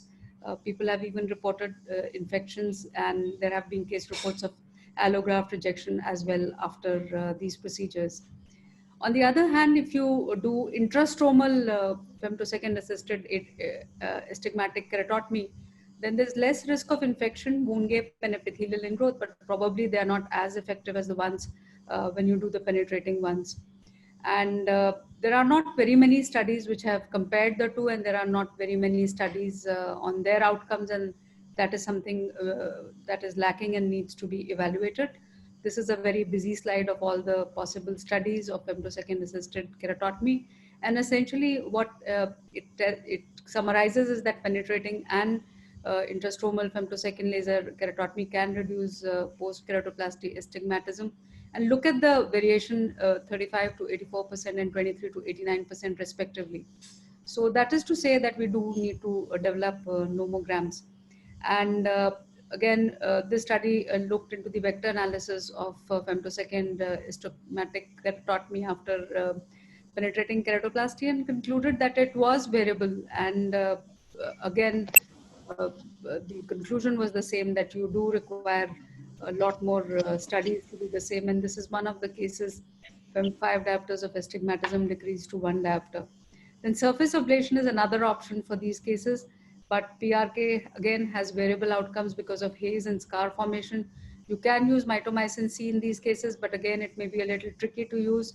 and surface ablation as such has limited astigmatic correction. It may also at times induce irregular astigmatism, as there are anecdotal case reports of the same, and there are case reports of corneal graft rejection as well. Topo-guided ablations can be done in these cases, and the advantage is that you don't have to do repeat penetrating keratoplasty, and you possibly have quicker recovery with the improved contact lens where tolerability. And if you do a wavefront guided ablation in these cases, then probably there are more irregularities. There are just 2 studies which have compared the two and have shown the same. So this was a study by Ono et al., which looked at topo-guided customized ablations where the uncorrected distance visual acuity improved, and there was decreased in higher order abrasions as well, but the sample size was quite less. Now, this is something that we do, and we've advocated also the 2-step procedure, flap lift, and then 4 to 6 weeks later, we just remove the flap, and the flap is created beyond the graft host junction because that acts like a relaxing keratotomy. So all the tension lines are released. And then after 4 to 6 weeks later, when some amount of astigmatism, 2 to 4 diopters is actually corrected by this, then you can always go back and then just lift up the previous flap and do the laser correction for the residual amount of astigmatism. And this is just to show the same, that this is a case of post-PK astigmatism where a flap is created with the help of the femtosecond laser. And sometimes it becomes difficult to go beyond the graft host junction. So with the femtosecond laser, in this case, it was being done inside the graft host junction. With the microkeratome, you have that advantage that you go beyond the graft host junction and you do it. So just elevate the flap and lay it back there. And in the second stage, elevate the flap and correct the residual amount of astigmatism that is there. Sometimes you can have this flap retraction, as we had in this case following penetrating, following keratoplasty procedure. Then LASIK as such will cause less haze, more refractive correction, but there increased risk of flap complications which can occur, and you can also disrupt the healing of the scars. Flap adhesion becomes a little bit of a problem because the endothelial cell count as such is low in these cases. But in our series of now, we've done about 30 cases. We did not have any problem in adhesion, but we did have 2 cases where there was flap retraction. Now, a smile has also been reported after post-keratoplasty astigmatism, although I don't know how it will help because the astigmatism itself that it corrects is really not that much. And this was a single study which I could find. And there has been also a case report of stromal rejection after smile for correction of astigmatism after the graft. That is to say, whenever you do these procedures, it is always important to step up your topical steroids immediately post-operatively, just like you step up in cases of suture removal. Otherwise, you could have this problem of graft rejection. Then intrastromal corneal ring segments can also be done after making these channels with the femtosecond laser. Of course, DSEC and DMEC, it has been shown by studies all over that the astigmatism is not really too much, and so you may not have to essentially correct it, except some cases may need to be corrected by a surface ablation if required after a DSEC surgery. So to conclude, excimer laser-based refractive correction is a useful option to treat post-keratoplasty astigmatism. There are lack of randomized control trials and studies with long-term follow-up, and sometimes these results tend to be a little unpredictable. And the goal in these cases, I think, should be very clear to the patients, and that is so that the patients, they become tolerant to spectacles or to contact lenses, because the amplitudes of astigmatism tend to be irregular and they tend to be higher in these cases. So thank you very much for your kind attention. Thank you, Dr. Namrata, for a very nice presentation. And we are running a little short of time. So I would like to invite Dr. Sujata Mohan to give her case presentation. She is also presenting an interesting case of post-keratoplasty astigmatism, which has been managed successfully using a custom toric IOL.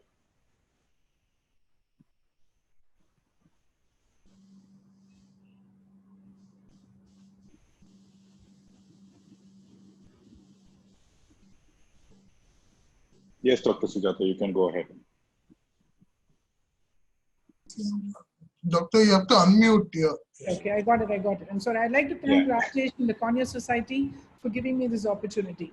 So this is a patient who had a keratoplasty done for advanced keratoconus. You can see the year was done around 2003, and she came with, she was done at our hospital, and she had an astigmatism of 15.44 cylinder post-op. So decided to go ahead with the selective suture removal, and you can see the cylinder is highlighted there. And after this selective suture removal, the cylinder dropped to 7.44.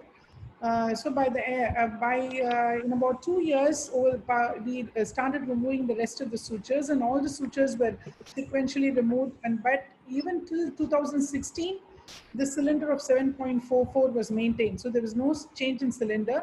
And since she was a keratoconus patient, she used contact lenses in both eyes, and she was very happy till she developed cataract.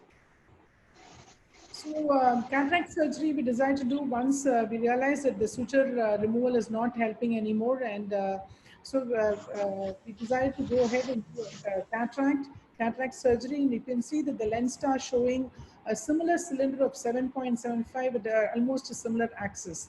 So it was corresponding to the topographic axis. And it's important to remember in patients who have such a problem with the high astigmatism, both the digital and optical biometry is going to be a problem. And topography is definitely important for determining the axis of the cylinder that we're going to implant. And the most importantly, in my personal opinion, I would like to go for a Placido-based topography rather than something like an imaging system like Pentacam and OpScan.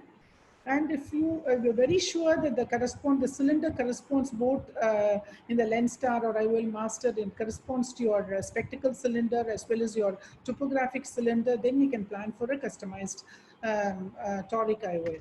So this was a refraction. You can see that she had an astigmatism of approximately around 8 diopters.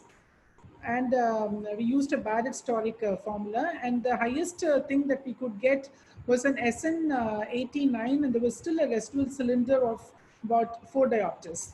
So we decided to go for a custom toric lens, and this is the same which Himanshu already showed. So you send all the parameters to them, and they give you a lens which is implanted at 0-180 degrees, but correcting the corresponding axis of about 82 degrees, which corresponds to a topographic astigmatism. And this is how the post-op picture looked. And surprisingly, she gained 6/6 vision, which has never seen uncorrected visual acuity of 6/6. And she said she's never seen like that in her life. So, just to reiterate what Himanshu said, it's very important to have a stable, regular refraction before planning for a toric IOL in a post-PK astigmatism.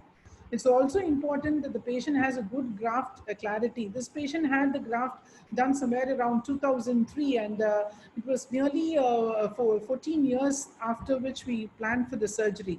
And she had a very good specular microscopy, so that's also very important.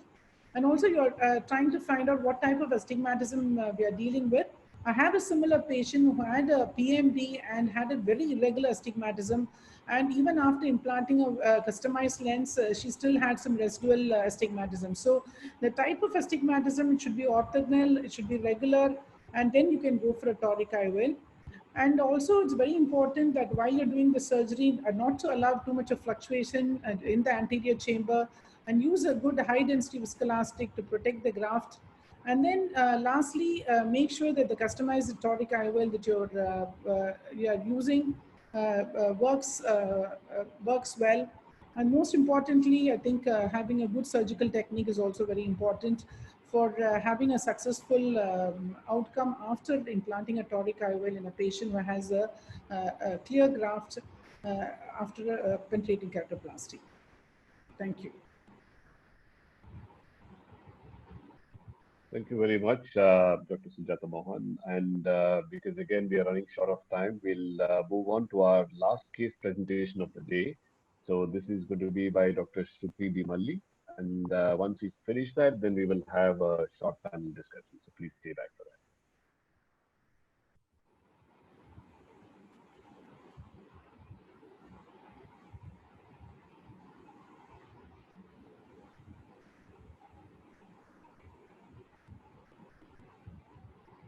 Doctor, please unmute yourself. Okay. Am I audible? Yeah, you're audible. Good evening, everyone. First of all, I would like to thank Cornea Society of India for giving me opportunity to present the case. I'm here to present a case of a 32, next slide please, 32-year-old male who presented to us with blurring of vision in right eye since 1 month. In 2012, he had undergone right eye intralace enabled keratoplasty for advanced keratoconus. In 2014, he had developed steroid-induced posterior subcapsular cataract, for which we did right eye phacoemulsification and implanted custom toric IOL, as patient had 14 diopters of regular astigmatism. Next slide. Post-cataract surgery, his visual outcome was good, which we confirmed by hyperometry also. His best corrected visual acuity was 6.9 with minus 1.25 diopters of cylinder. Next slide. He regularly followed up with us, during which his refraction and topography was stable for almost 4 years. Next slide. Next slide. Next slide. When he presented to us in 2020 with blurring of vision in right eye, his visual acuity was 636, which improved to 6.9 with minus 1 sphere and minus 4 diopters of cylinder. When we compared his refraction with 2019, there was about minus 3 diopters increase in the cylinder. And on comparing the curvature map of pentacam, we noted that there was corresponding change in the curvature also. Next slide. So we thought graft ectasia and toric IOL rotation could be the cause of this astigmatism. Next. To rule out graft ectasia, we got pentacam done. Next, to look for the toric IOL rotation, we got eye trace done. And on slit lamp examination, we had noted that patient had differential corneal edema, endothelial pigments, and KPs. So we thought endothelial graft rejection could also be the cause of it. This is the comparison of shim-plug images of 2020 and 2019. Next. The left part of the image, as you can see, that there is no corneal edema in 2019. Next. And on the right part of the comparison image, you can see corneal edema in 2020. Next, which can be clearly seen in the center of the comparison image of the 2019 and 2020. Next slide. On comparing the pachymetry map, we also noted that there was 60 micron increase in the corneal thickness. Next. Even the comparison curvature map showed corresponding change in the curvature of about 5 diopters. Next. Eye trace showed that there might be remnant of about minus 3.35 diopters of astigmatism post IOL rotation. Next slide. We got it done specular microscopy, which showed there was significant change in the endothelial cell morphology. Next slide. Has patient had differential corneal edema, endothelial KPs, and endothelial pigments with acute onset of symptoms, we thought treating patient for endothelial graft rejection with steroids and anti-glaucoma medications. Next. After 1 week of treatment, we noted that patient's best corrected visual acuity was 6.9 with 0.5 sphere and minus 3 cylinder. We compared this refraction after steroid. Previous slide.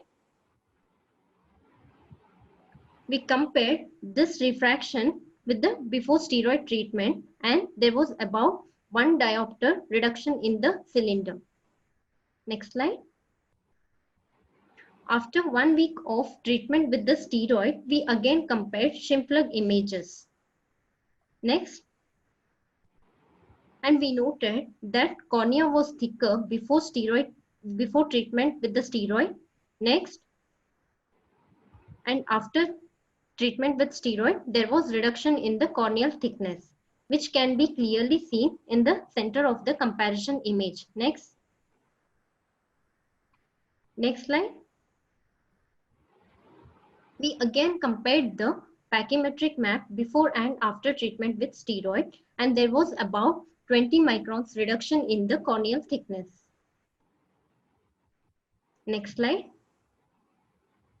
Comparison of curvature maps also showed about 2 diopters of flattening.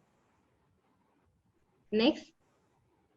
With this, I would like to conclude that endothelial graft rejection can cause corneal edema, which can lead to significant change in the curvature and astigmatism. Thank you.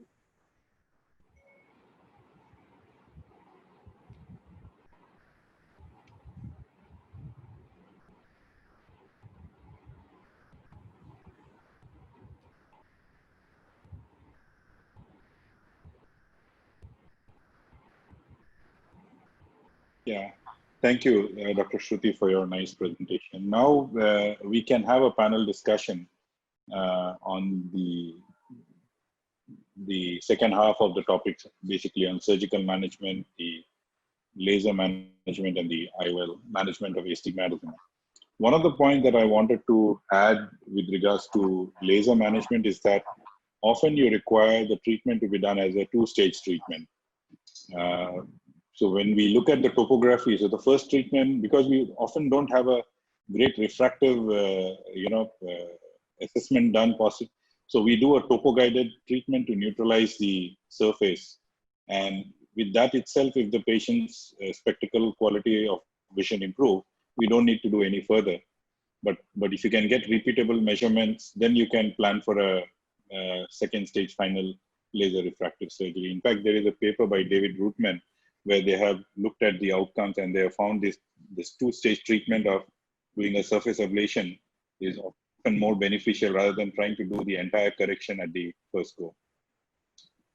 Praveen, you have any points to add regarding laser refractive correction for post-keratoplasty astigmatism or any of the other panelists? Dr. Namrata is here. I think she left for the other CME meeting. I think about post-keratoplasty. Go on, Dr. Surya. Yeah, good. Dr. Surya, go on. I found that there's quite a lot of haze in these patients in spite of using mitomycin. So I really have stopped doing laser corrections. I'm a little wary of doing LASIK. I would rather do a surface ablation, but all these patients develop quite a lot of haze. So I have given it up. I'm no longer doing any laser correction for these patients. I'd rather even open the wound and put sutures again, but laser correction, I'm really not comfortable. I don't know. I've been, yeah, Praveen, go ahead. Sorry, I do a number of PRKs, surface ablation, and I would agree completely with Dr. Fogla that as a two-step procedure, they seem to have a better outcome. Often after the first step, the patient does not opt for the second step because the spectacle corrected visual acuity is already good. But if they want to be spectacle free, then we go ahead with the second step surgical procedure. I tend to use mitomycin C for a longer time, about 2 minutes or so after doing a PRK in these patients, and seem to have relatively good outcomes. Yes, and most of these patients are already on topical steroids, and they do continue topical steroids for a prolonged period of time. So I think I have also not experienced too much of haze. But one thing is that you should not have a very active surface. So you have to do an assessment of the ocular surface. So in case you find some pre-existing element of dry eye or an inflamed surface, you need to pre-treat that and make the eye almost back to normal, treat the meibomian dysfunction, and then plan for your laser refractive surgery. So the mitomycin C, yes. Praveen, do you take into consideration specular counts when you apply mitomycin? Is there some cutoff value where you will be a little wary of using mitomycin?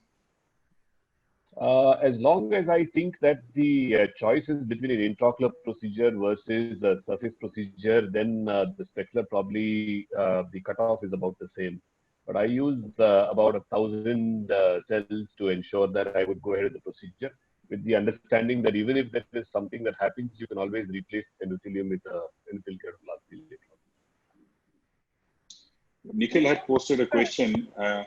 Anybody Yes, Dr. Suja. Phakic IOL for correcting astigmatism and post-PK in patients who are phakic, who have no cataract. Any experience with that? Not in post-PK, but post-DALC, especially patients with keratoconus and associated high myopia. Sometimes you do a DALC, you correct the keratoconus, but then they have 8 to 10 diopters of myopia still remaining. And because the cell count is very good in these eyes, and often the anterior chamber depth is also more than 3 millimeter, you can safely plan for a phakic IOL once the topography is stable. So you don't want the refraction topography to be still fluctuating when you plan for this. And so, but I have not done in post-penetrating keratoplasty, where the cell count usually when they come to you, and the attrition rate is also much higher. So I don't think that in that scenario, the long-term gain of a phakic IOL is going to be too good. Himanshu, what about you? Have you done any phakic IOLs in post-keratoplasty eyes? I totally agree with you. The best indication would be DALC. PKP, rather, I would wait, and ultimately you will end up having some steroid-induced cataract, and I would rather do a little long-term procedure where you have to give possible longer outcome. Phakic IOL does not reduce the chance of rejection, so your steroid requirement, if it was there earlier, would still be there, and ultimately patient would end up developing early cataract. I totally agree with Dr. Rajesh that DALC, phakic IOL, PKP, wait for the cataract and think for a toric. But sometimes young patient, most of these keratoconus patients are very young, and then you make them wait for 10 years, 15 years. I think it's worthwhile putting it, because anyway, these patients, the chance of having a rejection is quite high in these patients. And when you're doing a cataract, again, there's a risk of your endothelial this thing going down. So why not do it? And then you always have a lamellar procedure like a DSEC, which can be done. It really makes sense to correct that. It can be done. Certainly it can be done. But we remember we are increasing every entry into anterior chamber, we are increasing the depth of endothelial cell. So more the number of interaction, we are certainly waiting for a rejection, or not rejection, probably secondary failure to occur. So it can be done. I don't think there is any, no, I'm sure many of them might be doing it, but I think individual case you have to evaluate and then take a call. Nikhil had posted a query that if you do a toric IOL and then later on that graft develops a problem, let's say some infection or a scar or something, and then you have to go and replace the graft. So what do you do in that scenario? When you do a graft, you exchange the IOL as well? Yeah, IOL exchange we have to do. You can do a DSEC. Why not do a DSEC or a DMEC in these eyes? No, it's a stromal scarring. So even if you did a DSEC, you may not have. What about doing a DALC? Doing a DALC? Good, but it's a failure with provided the endothelium is functional, then it can be done. But you creating multiple interfaces. One question was that. Yes, Nikhil. Sorry, Nikhil. One question that when you do relaxing incision compression suture, would you overcorrect on table, or you would do just the optimal correction? Because I have found that it no, you do a overcorrection. That means you don't leave a round reflex. You leave it the opposite. That means the flatter axis, you kind of at least 10 to 20% you make it more. Like, but the only problem is that often the incisions where you have made the relaxing incision, they tend to gape, and if they gape, they get filled with epithelium post-operatively. So once they get filled with the epithelium, that again makes it further weak. So what I tend to do is, at the end, even the area where I've done the relaxing incision, I place sutures, but just to oppose the edges, not to tighten them. And these will be taken off post-operatively in about a week's time, once the epithelium has surfaced over the relaxing incision. Because if you don't do that, if you leave it as a gape, and then sometimes you can have the healing issues, and if your surface is very active, you can get sometimes a little bit of a melt in the stroma as well. So that's why I don't like the opening up of the graft close junction. So if you want to do, you should do it in the virgin stroma. And femtosecond is the best because that makes the perfect curvature and a nice clean incision. Manually, you can try doing it, but often there is hesitation when you are doing it, so you don't get a perfect, arc like. But the results are very, very variable. It is so much dependent on the wound healing at the graft or junction that you can sometimes end up with overcorrections, especially with the femtosecond laser. So that's why people recommend that don't be in a hurry to open up the incisions that you have made with the femtosecond laser, because these incisions can be opened up at any point of time. So you make the incisions and then you review the patient, see on slit lamp, and see the effect over a period of next 1 week. And if you feel that there is no further change, then on slit lamp, you can gently open up the incisions to enhance the correction better. Otherwise, you can have a reversal of your astigmatism over a period of time. And then you have to go and suture the incisions, the astigmatic keratotomy incisions that you have made. So it's not an exact science. So we have to be, we always try to do a little less than what you intend to. And I think then you will be safe. Thank you. Overcorrection, only thing, this overcorrection is not as much as we do for PMT and Terians. There we do much more overcorrection compared to what we do here. So as Dr. Rajesh said, like 20% maximum, but there we do much more because almost half overcorrection there we do.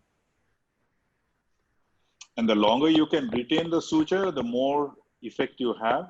But once the suture breaks or you remove them, at least 60% of your original astigmatism is most likely to come back. Rajesh, anything about the suture? Which suture you would prefer? I still prefer to use nylon, tenor nylon, because that's what is available to us. Yeah, but I think if you use Mercilin, you can have the effect lasting longer. Some people have tried using Prolene suture as well. But again, the Prolene does not come in the curve nearly. You can tie it to a 10-0 nylon and you can try placing it with Prolene suture as well. Prolene doesn't degrade over a period of time like nylon. I have some steel sutures that were sent to me by Ravijit Singh. They are still lying with me in the wet lab. I have never tried it, but I was thinking that if you could use steel sutures and do that, these steel sutures, nothing happens. They don't incite any inflammation. But if you can successfully employ them, maybe you will be able to get a correction that should be very long lasting. Yeah, the issue with Prolene sutures is because they're so elastic, and I've used them for compression sutures, is you tend to underestimate the amount of compression when you're putting the sutures. So I've ended up with very high corrections and switching the axis with Prolene. So I think nylon probably is a better bet.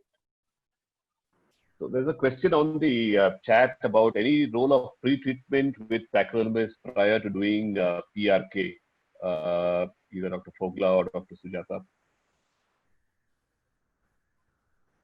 No, as I mentioned that we need to make the surface quiet and normal as far as possible. So sometimes we step up the steroids, or if there is some existing meibomian gland dysfunction, we try and treat them by giving, Ellipse graft antibiotic ointment at night, oral doxy. We try to make the eye as normal as possible before doing a laser refractive surgery. Because if you don't do that, if you have a slightly inflamed surface, then your outcome, your reaction to the treatment is going to be much more. Sometimes you can end up with even with sterile infiltrates in the area where you've done the PRK and you put in a contact lens and you find. So to avoid that, I think we always plan and then we do it. Rajesh, I just have one question. I just want to know, when will you do the laser? How you want to wait for stability? Because some of these keratoconus grafts, over a period of 10 years, they become more and more ectatic. And that's the time they start developing higher cylinders. So when would be the time that you would intervene? I mean, if the astigmatism is changing so much because of the peripheral ectatic cornea, then what will be the outcome? Would you do it in a patient whom you feel that he may not progress, or what would be your... always do it where my parameters are stable. That means I have a stable refraction or a stable topography. If it is changing, then I will address the issue. My question is, would you be doing it on a patient who has the primary problem was a keratoconus? Because these patients are more prone for the graft to become ectatic. In fact, the majority of the topo-guided PRKs I've done are following keratoconus, and especially DALK. So I think one of the issues is that, yes, you need to have a stable topography. one point that I wanted to make was in Praveen's presentation when he was showing the anterior segment OCT, if you look at the peripheral graft-to junction, often you find that there is some amount of residual stroma left at the extreme edge of the graft-to junction on the host side. There, if you try to put in a full thickness graft, sometimes you will get a mismatch. So I think that also needs to be addressed. One of the things that Massimo Busin has done is that he was using a 400 micron graft which is cut with a microkeratome for all these cases of DALK. So even in that situation, even if you have 100 microns of this peripheral edge of tissue left in the periphery, when you put in your graft, it really opposes very well. Although your central thickness, corneal thickness would be in the range of about 420, 430, but he feels that the refractive outcome is much better rather than having this graft-to junction. Because when we suture, we can, using the compressive force of the suture, we can get the anterior surface to match up. But the problem happens when you do a suture removal. When you do a suture removal, you see that small bump in the periphery where your donor graft kind of slightly overrides the host junction. So I think that is where we need to pay some attention to try and either remove some tissue in the periphery to ensure that the graft host fit is good, or we can reduce the thickness of the donor graft to kind of fit in much better, which will avoid this kind of peripheral steepening of the graft host junction. If you do have an override, what will you do? If suppose after suture removal, there is an override, do you go inside and re-suture that area, or?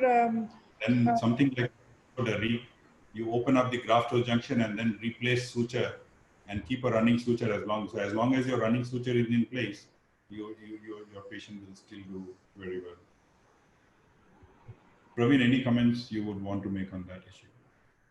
So I think what you said was very accurate from the point of view of having that ledge that might be prominent that lift up the graft and predispose to poor healing.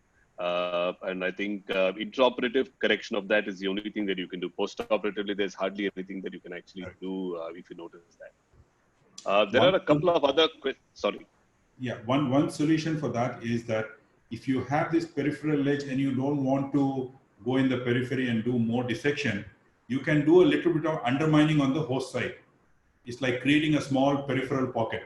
So then what happens is the posterior edge of the graft will slide into the pocket rather than when you're suturing, rather than try to lift up the entire graft host junction. So you can use your any small dissector or a mini crescent to just make a little bit of back dissection. So you create a little bit of more space for the thick posterior part of the graft, which kind of slides into the pocket, and then your graft apposition becomes much better. Yes, Praveen. Larger graft, this is less of an issue. When it's anything less than 8.5 millimeter graft, there such issues are more common. Larger grafts, they're quite pardoning in terms of even the peripheral graft host junction or sutures or something. The central effect on the visual axis is much less. There's one question on the question answer chat about any role of cross-linking in the management of post-PK astigmatism. Anybody has any experience with that? I think the only issue with cross-linking is the unpredictable. It's not a refractive procedure, and the refractive outcome itself are not great. There is no time point which will stop the effect of that. So predictability is also not very great. So I really don't think at this point of time, with the current technology available, that would be the best thing. But in future, we don't know. There may be a topo-guided procedure for like what Rajesh said. Why can't you combine it with a cross-linking? If he's anyway doing for what? For what? It's for stabilizing the astigmatism. He says he does topo-guided PRK for his. But I don't think he said that. I don't use cross-linking. I'm just asking you a question. Why can't we do a cross-linking as an additional procedure to stabilize the astigmatism? We can do it, but why to do when it's not required? No, if you feel there is ectasia and you want to arrest that ectatic part of the cornea, maybe yes, you can. But I have no experience of doing cross-linking combined with laser refractors. In terms of using microkeratome to create a flap or the femtosecond laser, I used to use the microkeratome, and even with the suction, I have not had any complication. Although initially when we used it, we were quite scared, thinking that whether the graft versus junction will really be able to withstand the pressure. And as Namrata had already mentioned, that when you use a microkeratome, you cannot control the diameter of the flap. So you obviously you will go across the graft versus junction as well. So that's okay. You have to be more gentle. You don't want to create a sliver of tissue. But if you use a femtosecond laser, the amount of rise in IOP is much less, and you can customize your flap. If you want, you can make it within the graft as well. So. Only thing, Rajesh, I found earlier, that was my fear that the graft versus junction will give away. But the advantage of those MK flaps are that it's actually cut. They're not just dissected out. So you don't need to pull it anymore, and it just lifts off easily. Whereas your femto flaps are attached. So if that attachment is very tight, sometimes I fear that we might tear it open actually. So you do a topo guided procedure as a surface ablation, or you still do a flap? On Rajesh, you still do a flap? Topo guided. I use a transfer. PRK, surface ablation. Yeah.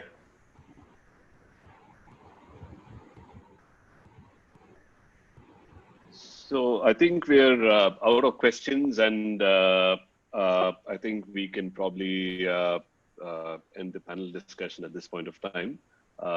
Would like to thank Dr. Fogla for putting this program together, and all the speakers and the presenters.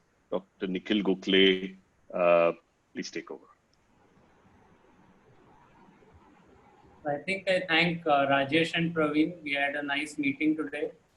And I also thank all the panelists who are here, the presenters and all attendees. And I think each of us have got some small tips here and there which will help us in our day-to-day practice. So we look forward to more meetings. We would love to have feedback from all our members of how we can do better about the topics and various other issues, and do take the survey which Dr. Praveen had circulated. I also like to thank the CSI office who have been very actively involved in the logistics, and this meeting, Sun Pharma has been very kind enough to sponsor the meeting. So big thanks to Sun Pharma, and I look forward to our next KeraKonnect meeting, which will be 2 weeks from now on a Saturday at 6 o'clock. So I'd like to thank all of you. Thank you and welcome back again. Thank you.